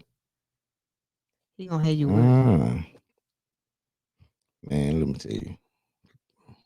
I'm a country boy. I can handle it. You know what I'm saying? I can handle it. You know what I'm saying? I'll be out there in Alabama tomorrow. You know what I'm saying? I'm gonna handle it. I'm gonna handle it out there. You know what I'm saying? God calling me out there, Alabama tomorrow. Alabama, nice. Hey, what part of Alabama are you going to? It's right by Montgomery. It's right outside Montgomery. Okay. I don't know the town. I can't think of the town right now. I was gonna tell you if it's gonna be in Mobile, you should go to Winsel's. Winsel's is a good restaurant out there. I'm going to no, it ain't that right there. That's the black on. Yeah. Water. Water. Yes, 1186 right there, man. So the CEO got me and one of the brand ambassadors going out there tomorrow for 2 days. Yeah, we gotta put that in our new grocery store. Yeah. Say it again. What'd you say? Yeah. We trying to work on some. No, you can't say the word. No, he said the word T. I don't do T's. I don't do them T's. What you say you got to do them? So we working on something in the future, man. Oh, okay. You working on something. I thought you said you're trying to do something. Like, working. I thought you said trying or something. I'm like, okay. You're working on the grocery store, man. Bringing something to the city. That's what I'm talking about, man. Yeah, See? Man, I think that would be number one. Man, look at that right there. Absolutely. Y'all see y'all. So what is it that make you guys do this? Because I mean, separately you were doing it before anyway, but like why? Because at the end of the day, we know that where we came from, and we could have easily been something else. God chose us and blessed us to be who we are, right? So that we can share our testimony and then help. Because it's one thing when you know your purpose. Because whenever you know your purpose, it's not a job. You're always constantly just blessed, and people don't even understand when you live in your purpose and how you live. Yeah. They don't get it, do they? And we've been honored a lot, and I promise you, I remember the Links contacting us and Addie and Robin nominating us for Power Couple for the Links Award, and I was like, we're not even a power couple. I'm like, we just a married couple, and we just choose to do things within the community because we know it's important. And then we have kids, so we want them to understand the importance of giving back. Right. Time is the most important, valuable thing that you don't even get back. Come on now. And so if you're going to invest your time into something, it's something that you have to stand for and believe in. And so, a lot of the times you'll see us, we volunteering a lot in Sunnyside. We, for a long time, we were doing a lot of things with the South Miami Mustangs and Harlem Clark. Fort Bend. Yeah, in Fort Bend, because we lived in Fort Bend. And so, and now even in Brazoria County, we're working on a project now with Mad Lyman to develop a Boys and Girls Club in the Pearland area and working with them, and even a sports academy. So it's like out here. So shout out to Fred Weary. Yeah, they're Fred. Former Houston Texas. Former Huston Texas. They're Fred out there doing his thing. He's playing for Texas.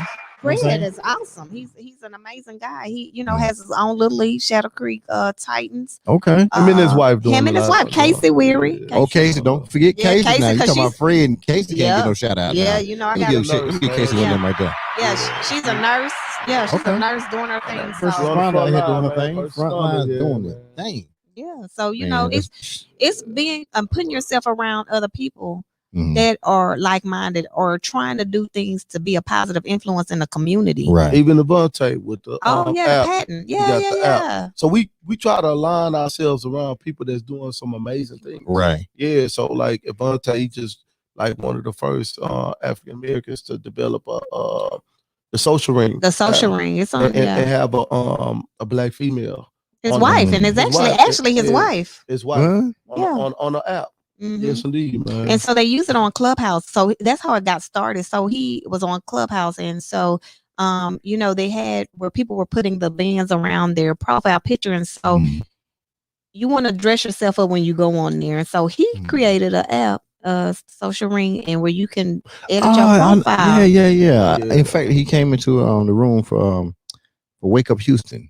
You know what I'm saying? And he did do it. He was explaining that, and some people they did it and they had the thing. Yeah, I seen that. That's cool. And that's one of our people. And so he shout out to Avante. He was creating the HBCU collages, and he made one for us where he put a collage when we graduated from Texas Southern together and came and brought it over to us. So we always sit down and chop it up with Avante because he has a lot that he does, and he has a lot going on. So it's always good to get good energy from people. And like-minded individuals, absolutely. Man, see, look at that right there. Like-minded individuals. That's what it's all about right there. I'm trying to see what this joke said.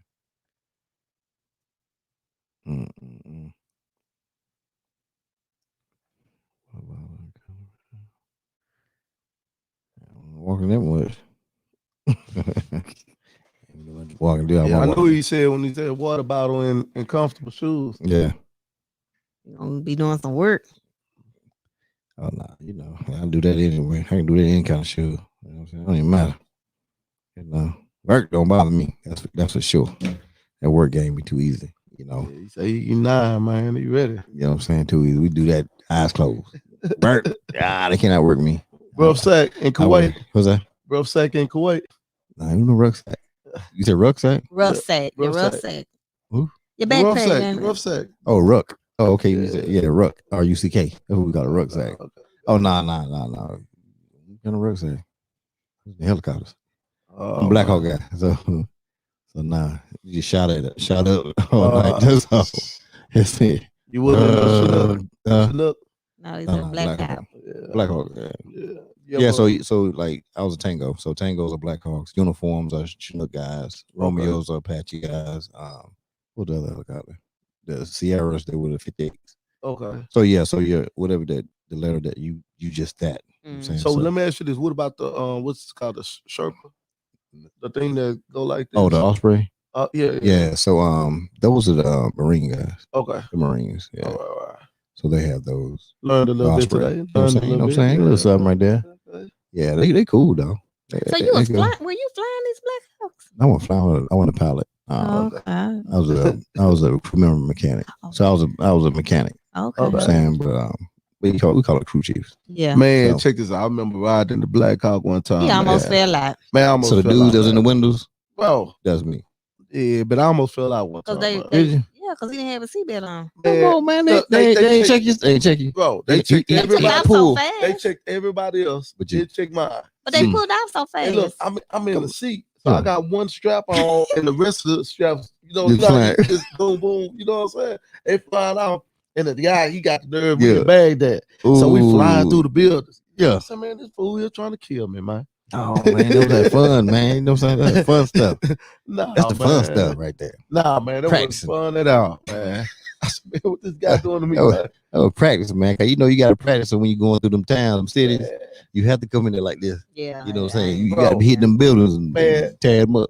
Let my seatbelt be on though, at least. You know what I'm saying? But you good though. Where you sitting at? On the end. Yeah, you been all right, man.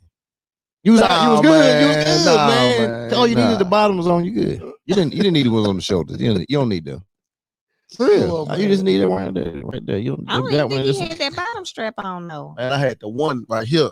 That's all he had. I'm like this. Oh, you good then? You was good. Them things take a lot. You was good. I promise you was good. See, he survived. Yeah, he survived. He survived. You know what I'm saying? You had to go in plenty of times, right? Yeah. Let's see 130 going in and going in the land. Yeah, right. You know. Yeah. I got a lot of respect for C-130s though. Me too. Because one, they go through some stuff. You know what I'm saying? Especially kind of getting in some places where you gotta go. Yeah, them dudes go through a lot.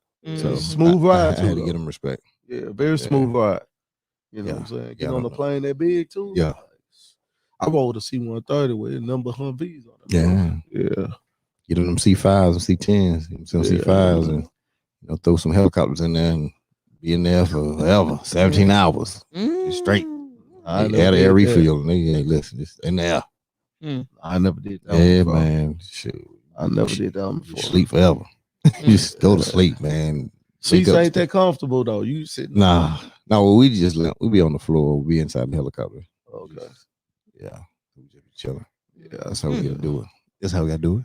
Or you get on that boat. That's what you gotta do. Get on that boat. Take that boat ride. Well, I ain't That's a long boat. That's a long boat ride too. You don't want to do that one. Mm-mm. You 6'8" for real. There ain't no cruise. Trust me.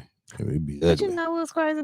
We went on a cruise and I just don't like the end part where you gotta go through put your bag out there and you gotta wait. And I don't like them having my bag and I can believe it too. Yeah. I can believe it. I can believe it. I can believe it. It's a lot of work, man. All right, so check this right here. So it's coming up on time, but what did you learn tonight? Man, I learned a lot. Give me something. I learned about definitely the relationship part, talking about these females. I learned, yeah.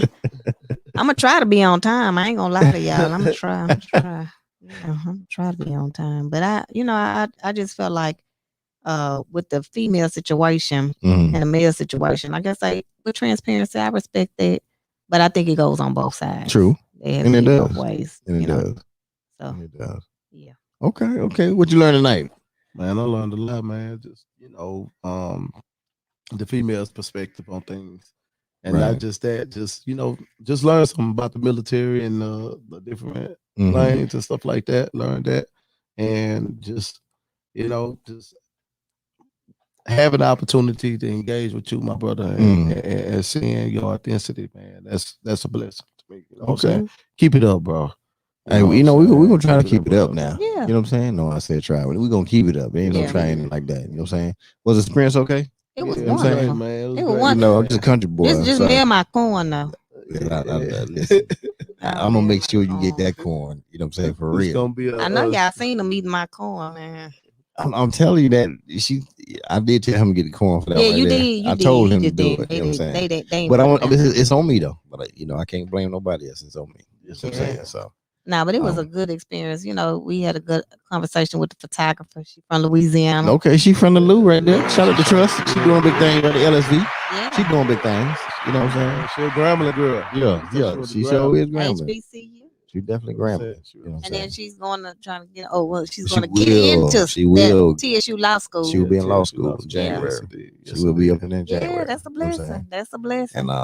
And there's powers around her that's gonna make sure she is in there. Yeah, I told her because right now I'm the chair for the Barbara Jordan Mickey Leland School of Public Affairs at Texas Southern University. Okay. So she has my information. Access. Yeah. That's my favorite word now. Access is my favorite word. Yeah. She could have met you sitting there with a homegirl somewhere, sitting there drinking on some 40s. Yeah. She wouldn't have met you. Nah. But sometimes you be in the right spot at the right time. At the right time. You know what I'm saying? Whoa. You know, Ivan even spoke about it last night when Ivan said that, you know, coming after what he did over there at HU, the job offers that came in for him, 6 figures, just right here, but yet he took the job. Then pay with like $24,000 a year. Yeah. Right. With more responsibility than anything on them. More access to. You know what I'm saying? Yeah. And that was the key. Yeah, the access that he has continually for the rest. See, that 6-figure check could only last 1 or 2 years. Right. But what he got with that $25,000 is a lifetime of access that he gained. Right. Yeah. That's what people don't understand. Sometimes you need to just that's why people understand internships, being a fellow. Those things being scribes, they think, oh man, anybody going to do that? Listen, man, you don't understand the access that you're getting when you go do those things. Yeah. Go work for free. I don't care. I'm gonna work for free. You know what I'm saying? Exactly. Puffy went and worked for free. Yeah. Look at him. He got revoked and everything else. That's the same thing. I left a 6-figure paying job to go work at Texas Southern University. To leverage relationships. Leverage access to the HBCU. You see what I'm saying? But listen, but people have to have it in them to want to go do stuff like that. You gotta be hungry. Shout out to Ivan, man, and his mama too. Listen, Ivan, Miss Barbara. Oh, that lady. Oh my gosh. Let me tell you, man. When he went here too. When he went here, when he said he was holding his mother's head. You know what I'm saying? I saw the hurt over again, and I ain't even mean to take it to that point. You know what I'm saying? But he went there. You know what I'm saying? Like I could visually see him holding his mother when he said that. You know what I'm saying? I was like, whoa, that's whoa. Yeah, you walk through that office, man. Come on, man. His mama, you could see like, you know what I'm saying, how strong of a woman she was. What? You know what I'm saying? Come on, man. Yeah. She didn't play. She did not play. Come on, man. You got rushed out of your country. Yep. Come over here to Florida, do what she had to do, whatever she had to do, take care of them boys. Brought them boys here to daggone Tech. And like I said, she ain't stopped over here. She went over there with a place with some money at. Right. You know what I'm saying? Right. Because she knew where she wanted to be at. You know what I'm saying? She knew what she wanted to be. But she was a visionary. Come on now. Yeah. Come on now. That lady what? That lady what? Yeah. Listen. The Sanchez boy gets respect to me. Yeah. Listen, I don't even know the other two. But I'm telling you, some things, man. Them boys is doing it. Yeah, Come on, man. They are, man. They doing it, and their mom, man. Oh my gosh, she was amazing. And for her to get out that bed and throw the white dress on with a wig on and go see her son graduate, her last baby graduate. Yep. Man, you weren't stopping that. And then Ivan said, "Nah, that did it for me, man. Yeah. That did it for me." You hear that man say that? And he has that. That drive. I'm going. You can't tell me no. I ain't gonna hear no. Yeah. And I love that. That's why I love him. I love that. You can't tell Ivan no. You can't tell that man no. Tell him no and see what happens. But it take grit. You know, most people don't understand that it take grit. Right. You know, and for her, like to get out of bed, it took grit. What? Like, you know what I'm saying? Like it's different. You know. And even like when Marcus was overseas working, I was here with the kids. Right. Yeah. So it's basically like a single mother. Yeah. So pregnant more in the yard, man. Cutting the grass. Doing you know what I'm saying? It don't stop. Mm. You know, the bills don't stop. The yard work don't stop. The kids going to school don't stop. So you got to bring them to school. Then you got them in extracurricular activities where, you know, all our kids run summer track. Pace hitters. Yeah. Shout out to Coach Davis. Yeah. And play football and play basketball. So whatever they tell me they want to do, I'm going to do it no matter what. And so as a parent, you know, you got to have that grit when it comes down to your kids. You can't, they didn't ask to be here. Right. So, you know, you got to make and provide the best opportunity for them to succeed. And you should want your kids to be better than you. Always. You know, but that's a whole nother session. It is. When you got parents that don't want your kid to be better than you and be jealous. But that's another session. That's a whole nother trauma in the black community, man. That's a whole that is a nother big black shame. community, man. Don't want their kids to be happy. And what better than them? Right. Because they're not happy though. How you want somebody to be happy? And that's my point right there. Yeah. And let me tell you about us. We trying to set the bar so high to where I don't care, just one of our kids gonna get it. Maybe both, it'll be a blessing. Maybe all three, it'll be a blessing. Right. So we jumped in the Airbnb game with my boy TJ. And shout out to Dion and Angel and what they doing. We doing the vending machines. We doing everything. Because we want to set the bar so high for them. So therefore they can be able to feel like they can do whatever they want. You know what I'm saying? That's what it's about, right here. Yeah. That's what it's about. Yes, indeed. What's your Instagram one more time? Official am new. Let me make sure I think that's right. Okay, yeah, we'll Let make me sure that's right. Let me double check. And mine, LaMarcus Newman. Yeah, we got yours. We got yours right there. Let's go ahead. Yeah. Okay. No, I lied. And anybody hit underscore Amber Newman. Official underscore Amber Newman. Yeah. Anybody hit me up, shout me out, or whatever, I'm gonna repost your stuff. Got about 60-some thousand followers. Gotcha. Blessingsonblessingsgear.com.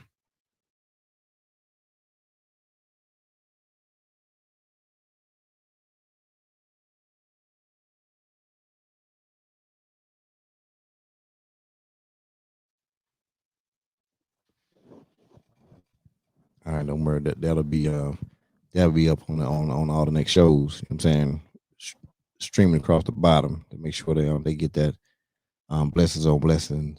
You know what I'm saying, so they know where to go to get that gear. You know, and I'll bring it up to out there in Alabama because I'm gonna do a show. Yeah, I'm gonna do a show out there. What's tomorrow, Wednesday? So yeah, I'm gonna do it Thursday evening. Man, say if you going Thursday evening, I'm doing it. If you going to do some show or whatever on the weekend, man, we'll fly up. We don't care. Just let us know. Or give us about 2 weeks ahead of time. We'll go. Okay. Because listen, and we ain't just talk. Listen, 5Cast about to do it. Listen, don't be sleeping on the little small show now.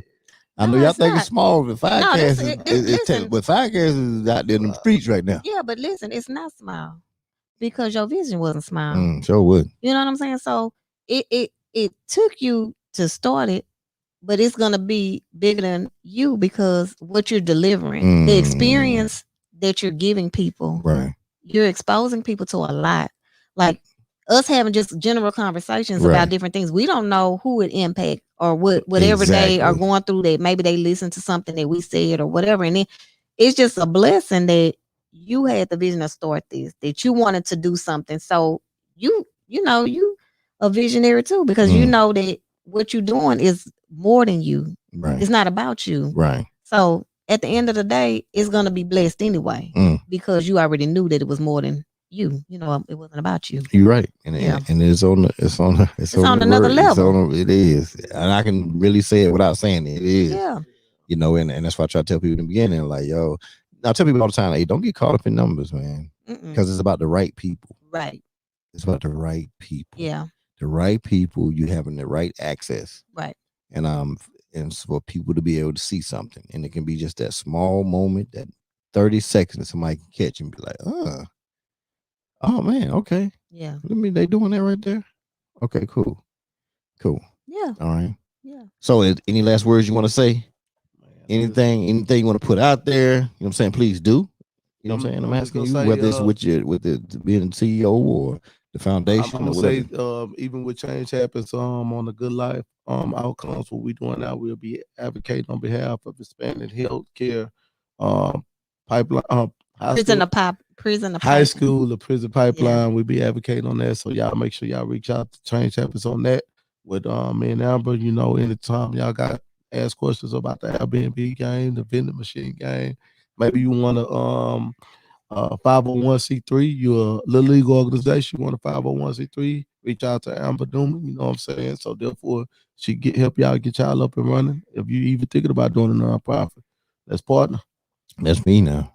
So I'm gonna be hitting you. No worries. No, I'm being for real. Yeah, we got you. That's my next thing. Man. That's my next thing. Yeah, no worries. The G5 Foundation. Yeah, that's it. That's on deck right there. Yeah, G5 Foundation. I'm trying to tell you. Yeah. I tell people, you see that logo right now? Mm-hmm. The logo means something. Yeah, it really means something, and the logo is gonna be known throughout the world. I promise you. Yeah. You know, that's why it's in my seats. It's in my logo on my Firecast. It means something. Yeah. It means people. Mm-hmm. Wow. That's what it means. It doesn't mean me. It means people. Right. You know what I'm saying? And that's what it's about. And so when people, I don't want people to see me when they see that logo. Right. Because it don't associate with me. Mm-hmm. It associates with, I want to associate with excellence and people. Yeah. And they know when they see it, they can know, oh man, I wanted to feel so much to the point where, you know how people see Superman? Yeah. And they think whatever they think, oh right. man, save the day. I wanted to look at that and be like, man, a place of peace. Right. A place of support. A place of, you know what I'm saying, help. When they look at that G5 logo. That's what I want people to think. And the G stand for God. And the 5. My favorite number. Gotcha. That's it. Simple as that. Wow. God's 5. But it's deeper than that. It is. It's a lot deeper. It's really deeper than that. Yeah, because even when you look at it, God created 5 fingers on one hand, 5 toes on one foot.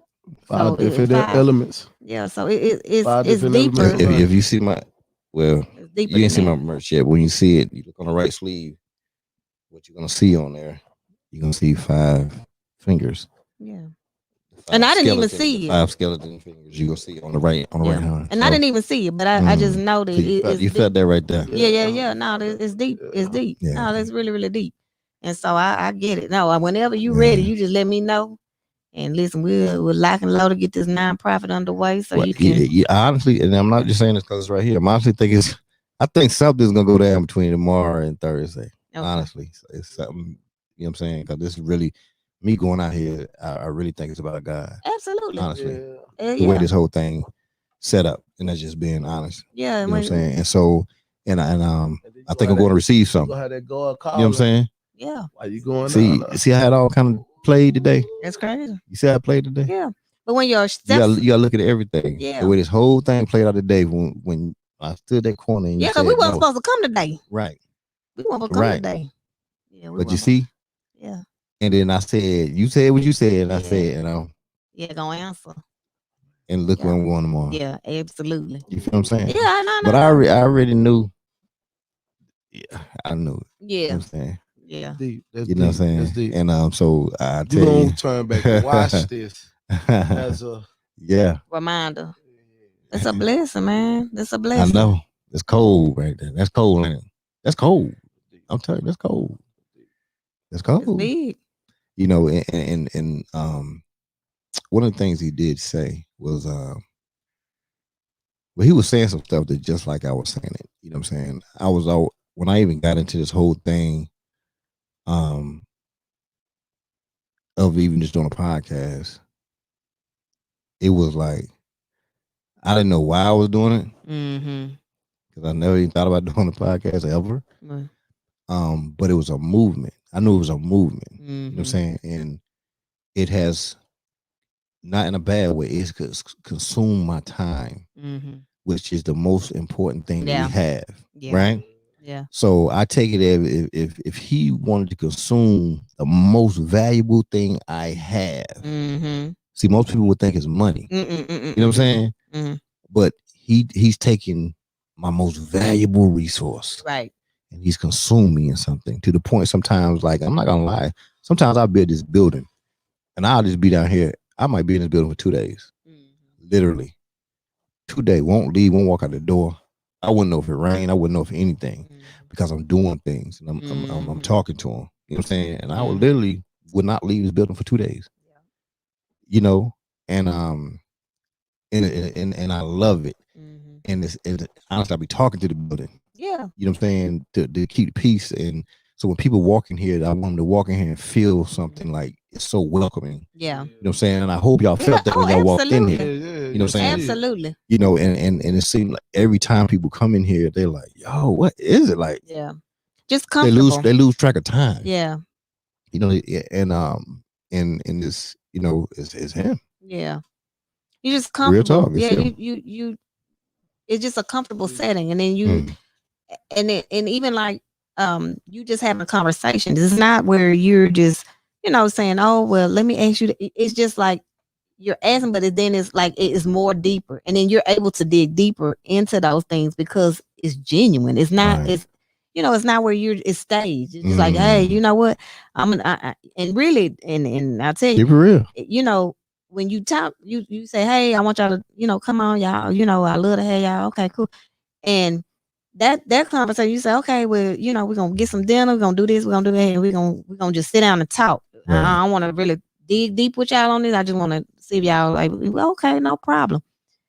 And it was just that. It was just a genuine conversation between people, you know, like we've been knowing you, like, you know, like it's you know, like you just sitting down with us and like, man, y'all remember when y'all did this? How you know we did that? You know, because the game don't change. But I'm just saying, but it's just a genuine conversation. So no, absolutely. I enjoyed it. I think that, you know, for even the people that support you and listen to your show, they're getting a lot out of it, you know. And so I just want to, you know, encourage people to keep on supporting. And you know, he have all them followers on Instagram, so he gonna make sure that, you know, people get. Yeah, I just want people to get the message. You know what I'm saying? Like, I'm not big on a lot of stuff. You know what I'm saying? And no matter what, you know, God will make sure that it gets out. Absolutely. You know, that's what he does. You know what I'm saying? Before there was Instagram, before there was YouTube, his message been getting out for years, hundreds of years. You know what I'm saying? You know, and it would continue to go that way. You know what I'm saying? Had them scrolls, you know what I'm saying? Had on the scroll all man. day. You know what I'm saying? You know, you couldn't get so many things on the lines on the scroll. You know what I'm saying? But and so that's a great thing. Yeah. But I'm telling you, the show, I can't wait. It ain't like a big thing, but it's I can't wait to do the show out there. Come Thursday night, because I really think it's gonna be something profound, honestly. And then just me coming back, I think I'm gonna walk a little different when I do come back. You know what I'm saying? You know, and I think that's a good thing. Yeah, that's a good thing. You know, and so I'm gonna be happy. Yeah, I'm happy that this is happening. Everybody supports me. I appreciate y'all. You know what I'm saying? The ones who support me behind the scenes, you know what I'm saying? The killers, I appreciate you. I really do. You know what I'm saying? I tell you that all the time. I really appreciate everything that you do when you support me 100%. And there's nothing I haven't asked or not asked that you've done for me. You know what I'm saying? I really appreciate that. You know what I'm saying? So just know that. And you know, it's all about the Milky Way bar. You know what I'm saying? So, you know who I'm talking to. So that's what it's about. Hey, I appreciate y'all for real. You know what I'm saying? We'll definitely be doing this. You know what I'm saying? I have 2.0s, I call them. So when people come back, they do a 2.0. And I'll make sure that corn is on your on your stuff. You know make sure that corn. But I will be getting in contact with you. You know what I'm saying? Honestly, about that. You know what I'm saying? Yeah. If I want see, because one, that is the G5 Foundation is definitely something. I want it to be something, and not just Texas. I want it to be, international. Big. I want to be big. International. You know what I'm saying? Yeah. You know, and it's my mind. My mind just goes places sometimes. You know what I'm saying? But I know it has to start. You know what I'm saying? So it'll start somewhere, and it'll just go from that point on. Man, anything can happen, man. I done seen, like, we had model roles who came from Saudi Arabia. Female that came in to TSU. Right. Now she have like freaking almost 1 million some followers, man. Right. And be with the Kardashians and everybody that came through TSU. One of my students. Then you got DJ YL. He's like one of the first Saudi Arabian DJs DJing at TSU Right. on the radio station. Now he back in Saudi Arabia, killing it. Playing all kind of music, Houston music, everything in Saudi Arabia. Right. And then also you got a violinist, my boy, he signed the music world. Yeah. All these my students, man. Right. Come over here and kill it, man. So it can happen, man. Oh, I know. It can happen. And if anybody listened to Ivan's story yesterday, oh, yeah. you know what I'm saying? Yeah. You know it can happen. Right. You know it can happen because I'm telling you, them Sanchez boys over there at Gold Quest Group. Yeah. You know what I'm saying? At Gold Quest Group. Yeah. Let me tell you, Funding America's tomorrow. Yeah. You know what I'm saying? Yeah. So they on 1001 West Loop. Yep, right there. Suite 803, Houston. They close to me, so I can get to them real fast. You know what I'm saying? You can hit them up at www.goldquestgroup.com. Make sure you hit them. Tell them 5 sent you over there. You know, I don't know what we're gonna do with it, but just tell them G5 sent you. If you're looking for some commercial real estate money, you know what I'm saying? You looking to get some units over there, whatever. You got some ground, you want to put some buildings on it. Yep. They doing from anything from 1 million to 400 million. Yeah, they they do that type of work. Yeah. Okay. Oh yeah. Also, Change Habits having our youth summit June the 5th from 11 to 3, man. So that's the youth summit, man. So free. It's free. Free entrepreneurs on there. Marcus Bauer, CEO. She's happy to have. They're gonna be okay. All right. So we got a couple of people that gonna be okay. What the Boys Club got anything going on out there? Yeah, we got an event May 1st. We got our Derby for the Kids event. Okay. So we're gonna have that face to face and virtual. And so that's gonna be big. In October, we have our celebrity golf tournament. So those wanting to participate in that, we can do that. Shout out there. Listen, I ain't a celebrity, but I might get on out there. Swing that old club or two, you know what I'm saying? You know. Yeah, come on out there. Golf course, man. And we have food throughout the course, drinks throughout the course. You know, so it's free, man. Yeah. Man, I'll be drinking that lemonade. Get on we had lemonade. On the back 9 over there. Yeah, back 9. I'm burping. Yeah, on the back 9. They got, man, I'm gonna say they be having food almost on every hole, man. Yeah. Oh, really? So, yeah, it's nice. Man, I'm good about the 13, man. Yeah. Man, they, what y'all, 22, 16? No, it's 18. 18, yeah. So 13 holes, I'm done at that point. It's okay, but they have a nice porch over there. You can sit back, chill. That's the reason I be done. Yeah. I get that. I get on that. I get after that 8. This I'm at the house at the clubhouse cooking, eat. Now I got fat and sorry. Now I go out there and I do 2 more holes, 3 more holes. Yeah, your team will be mad at you. They would. I got a trick to the game, man. I don't come out there till like after the 4th or 5th hole. Real? See, you got about that 13. You like me then? See, you know what I'm saying? I just it'd be too long. Don't leave early. You gotta come. It'd be too long, man. I can't do it that long. Yeah, you know what I'm saying? He does do that. But you know, and we also have our summer camp too, an 8-week summer camp, June the 7th through July 30th. So if you live in the Brazoria County area and you need somewhere to send your kids for the summer, send them out there. Send them to us 7:30 to 5:30. Yeah, you can pick them up at 5:30 too. Don't leave them kids there longer than 5:30 because we ain't got time to keep them. You know what I'm saying? And our theme for the summer camp is around the world. So because we felt like the kids on this last year and the parents wasn't able to travel, so we're doing an around the world theme, and we're going to be cooking, teaching the kids how to cook whatever dish that goes along with that continent that they're learning about. So that's cool. That's when we go up, when we hit up Africa, we're gonna make some of that kush or that couscous. We're gonna have all that. So fingers on that right there. You there with your fingers. And then also with the navigators and with the navigators gonna be spending health care, you know, with the Medicaid. So Stacey Thompson with Change Habits on that. With anybody that's out in the city, you're over 50 and you don't have no health insurance. Right. Say that's your opportunity to get it. So, you know, we big on that, especially in our community, man. Please. Bro. Listen, y'all better get with them. Yeah, I'm telling you right now, y'all better get with them. We trying to help the city, man. We trying to help the world. If y'all don't get with them, something's wrong with y'all. Y'all can see the email on the Instagram on the screen. We got the official underscore Amber. You know what I'm saying? Newman, you know what I'm saying? Making things happen. This is what she do. This is what they do. And this is what we're gonna do. So hey, I appreciate y'all, and I'll see y'all on Thursday evening. I don't know if it's gonna be about 7 o'clock or 8 o'clock, but you definitely want to tune in for the episode because we'll be from the great state of Alabama with the Alabama State Water 1186. You know what I'm saying? NCO. I'll be stomping with the CEO. That's how I'm doing it out here. You know what I'm saying? That's big time right there. Okay, like I told you 5K was going somewhere. Didn't I tell you? You know, we getting brought out there. You know what I'm saying? I appreciate y'all, and y'all have a good night.